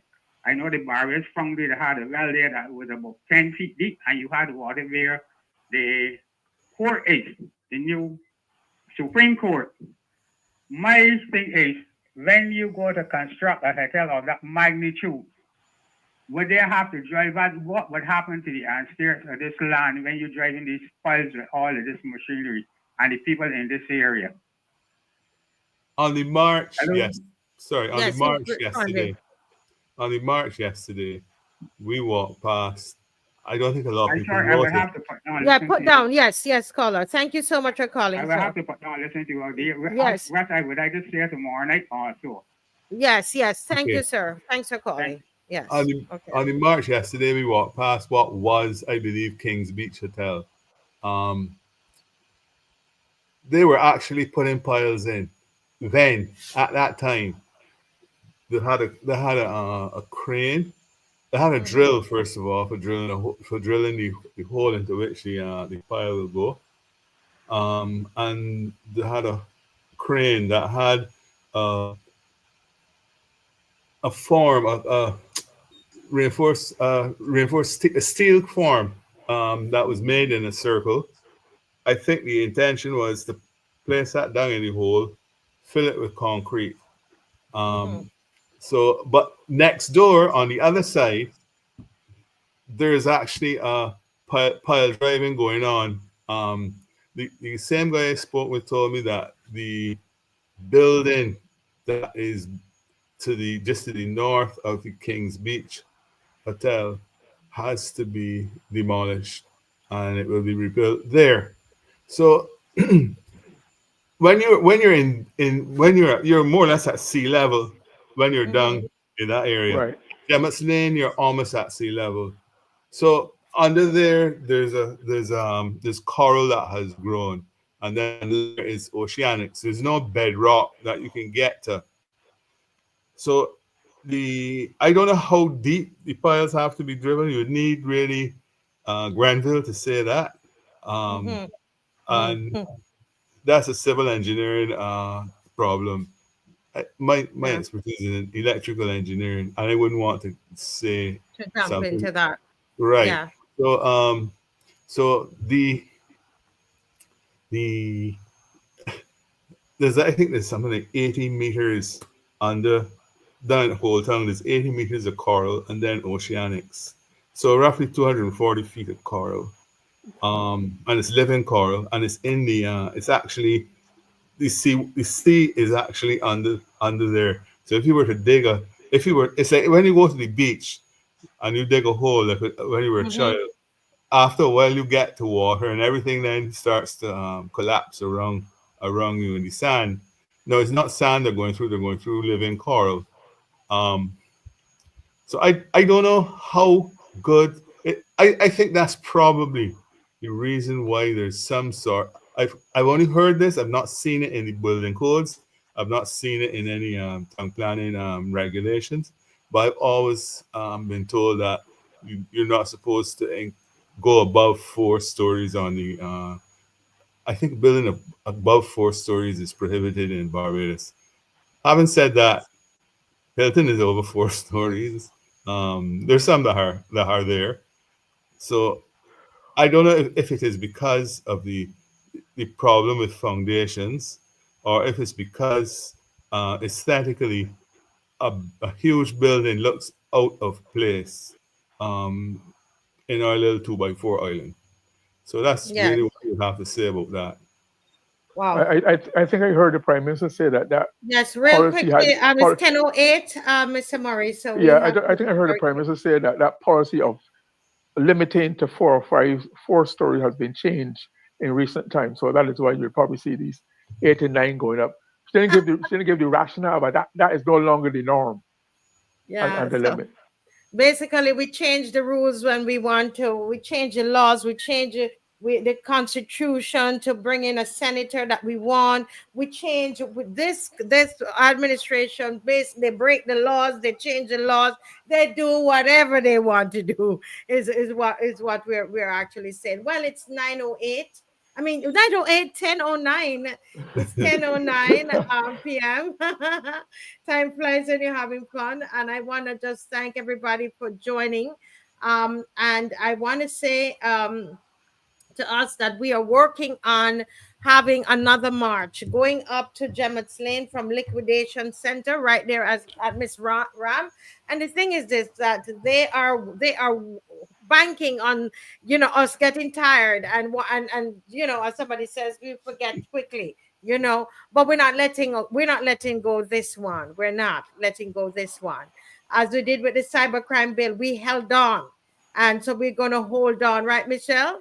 To this one as well. Okay, we're not letting go. So next week, once we get the permission from the police, and I want to take this opportunity to thank the police service for their service yesterday. The commissioner of police, thank you for the permit, and because it's you that give the permit and not the prime minister.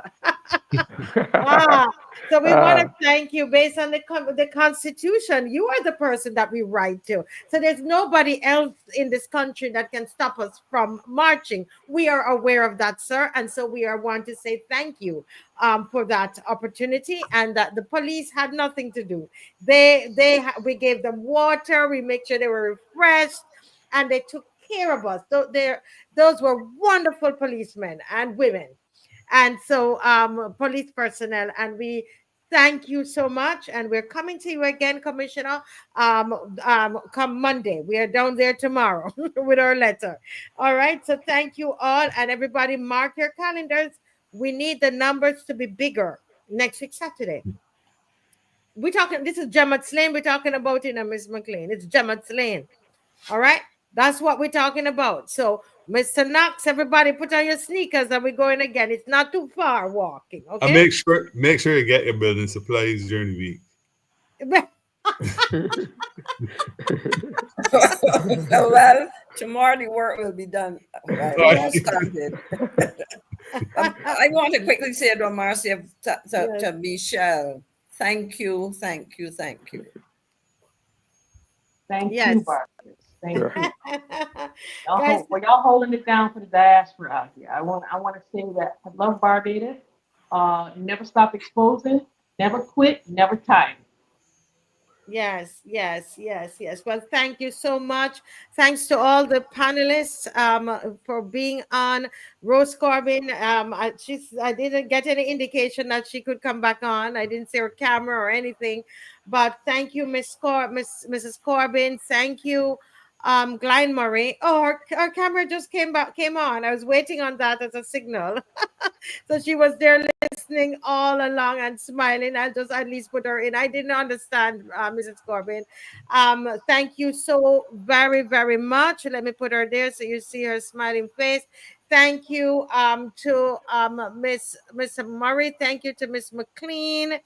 And we want to thank Michelle for jumping on. And of course, Mr. John Knox. Thank you all so very much. And I think the person who sent that, you see, we all listen, everybody fighting, they're fighting them. The citizens serious. They want to make sure that people know that the document that had Mr. Greenwich's name on it. What's the first name again? Somebody tell me. Kevin Greenwich. Dr. Kevin Greenwich, the governor of the central bank.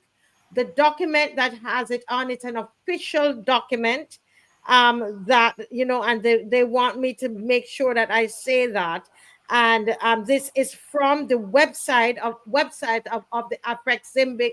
Afreximbank. Okay. I checked it, Marcia, on my phone while we spoke. So yes, the information is there for the world to see. Yes, Dr. Kenneth Greenwich is a board of director, who is the governor of the Central Bank of Barbados, is a board of director on that bank.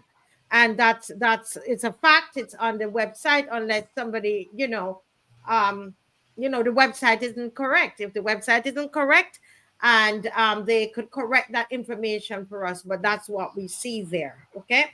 All right. So, guys, thank you so much. We have one of our persons that supports us a lot. You know, she's at every march. Just had you know, Miss McClean, she just had an operation. She was there, not feeling too well, but she was on the march. You know, she doesn't miss any march. And she has a little fundraiser. She's a pensioner trying to help herself.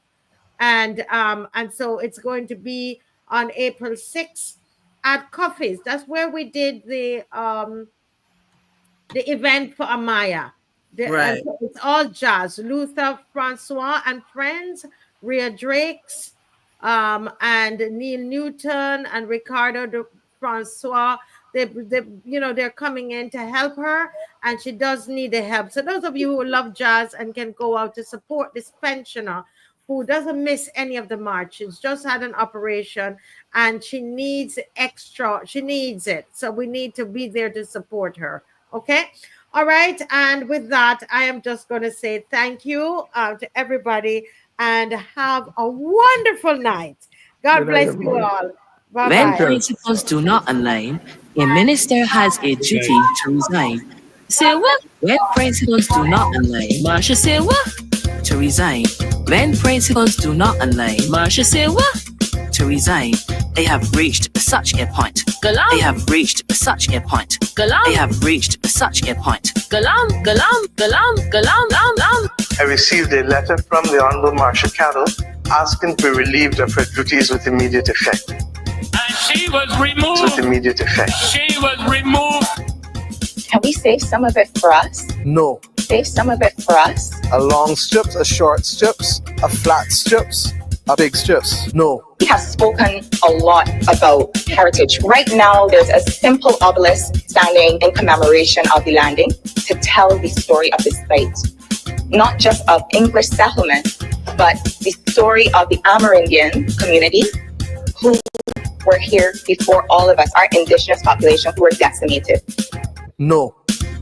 I understand that there's tremendous economic value for any beachfront in Holetown, but can we save some of it for us? No. Even if we don't. No. Barbie? What you say? Wall to wall to wall. No. Wall to wall to wall. A big strips. Wall to wall to wall. No. Wall to wall to wall. A big strips. Money, money, money. I want money, money, money. I want money. You're fired. I want money. Get out of here. Money, money, money. I want money, money, money. I want money. You're fired. I want money. Get out of here. When principles do not align, Marcia say what? To resign. When principles do not align, Marcia say what? To resign. They have reached such a point. They have reached such a point. They have reached such a point. I think that we could do more. Good night, Barbados. Good night. Great show, guys. Thank you all so much.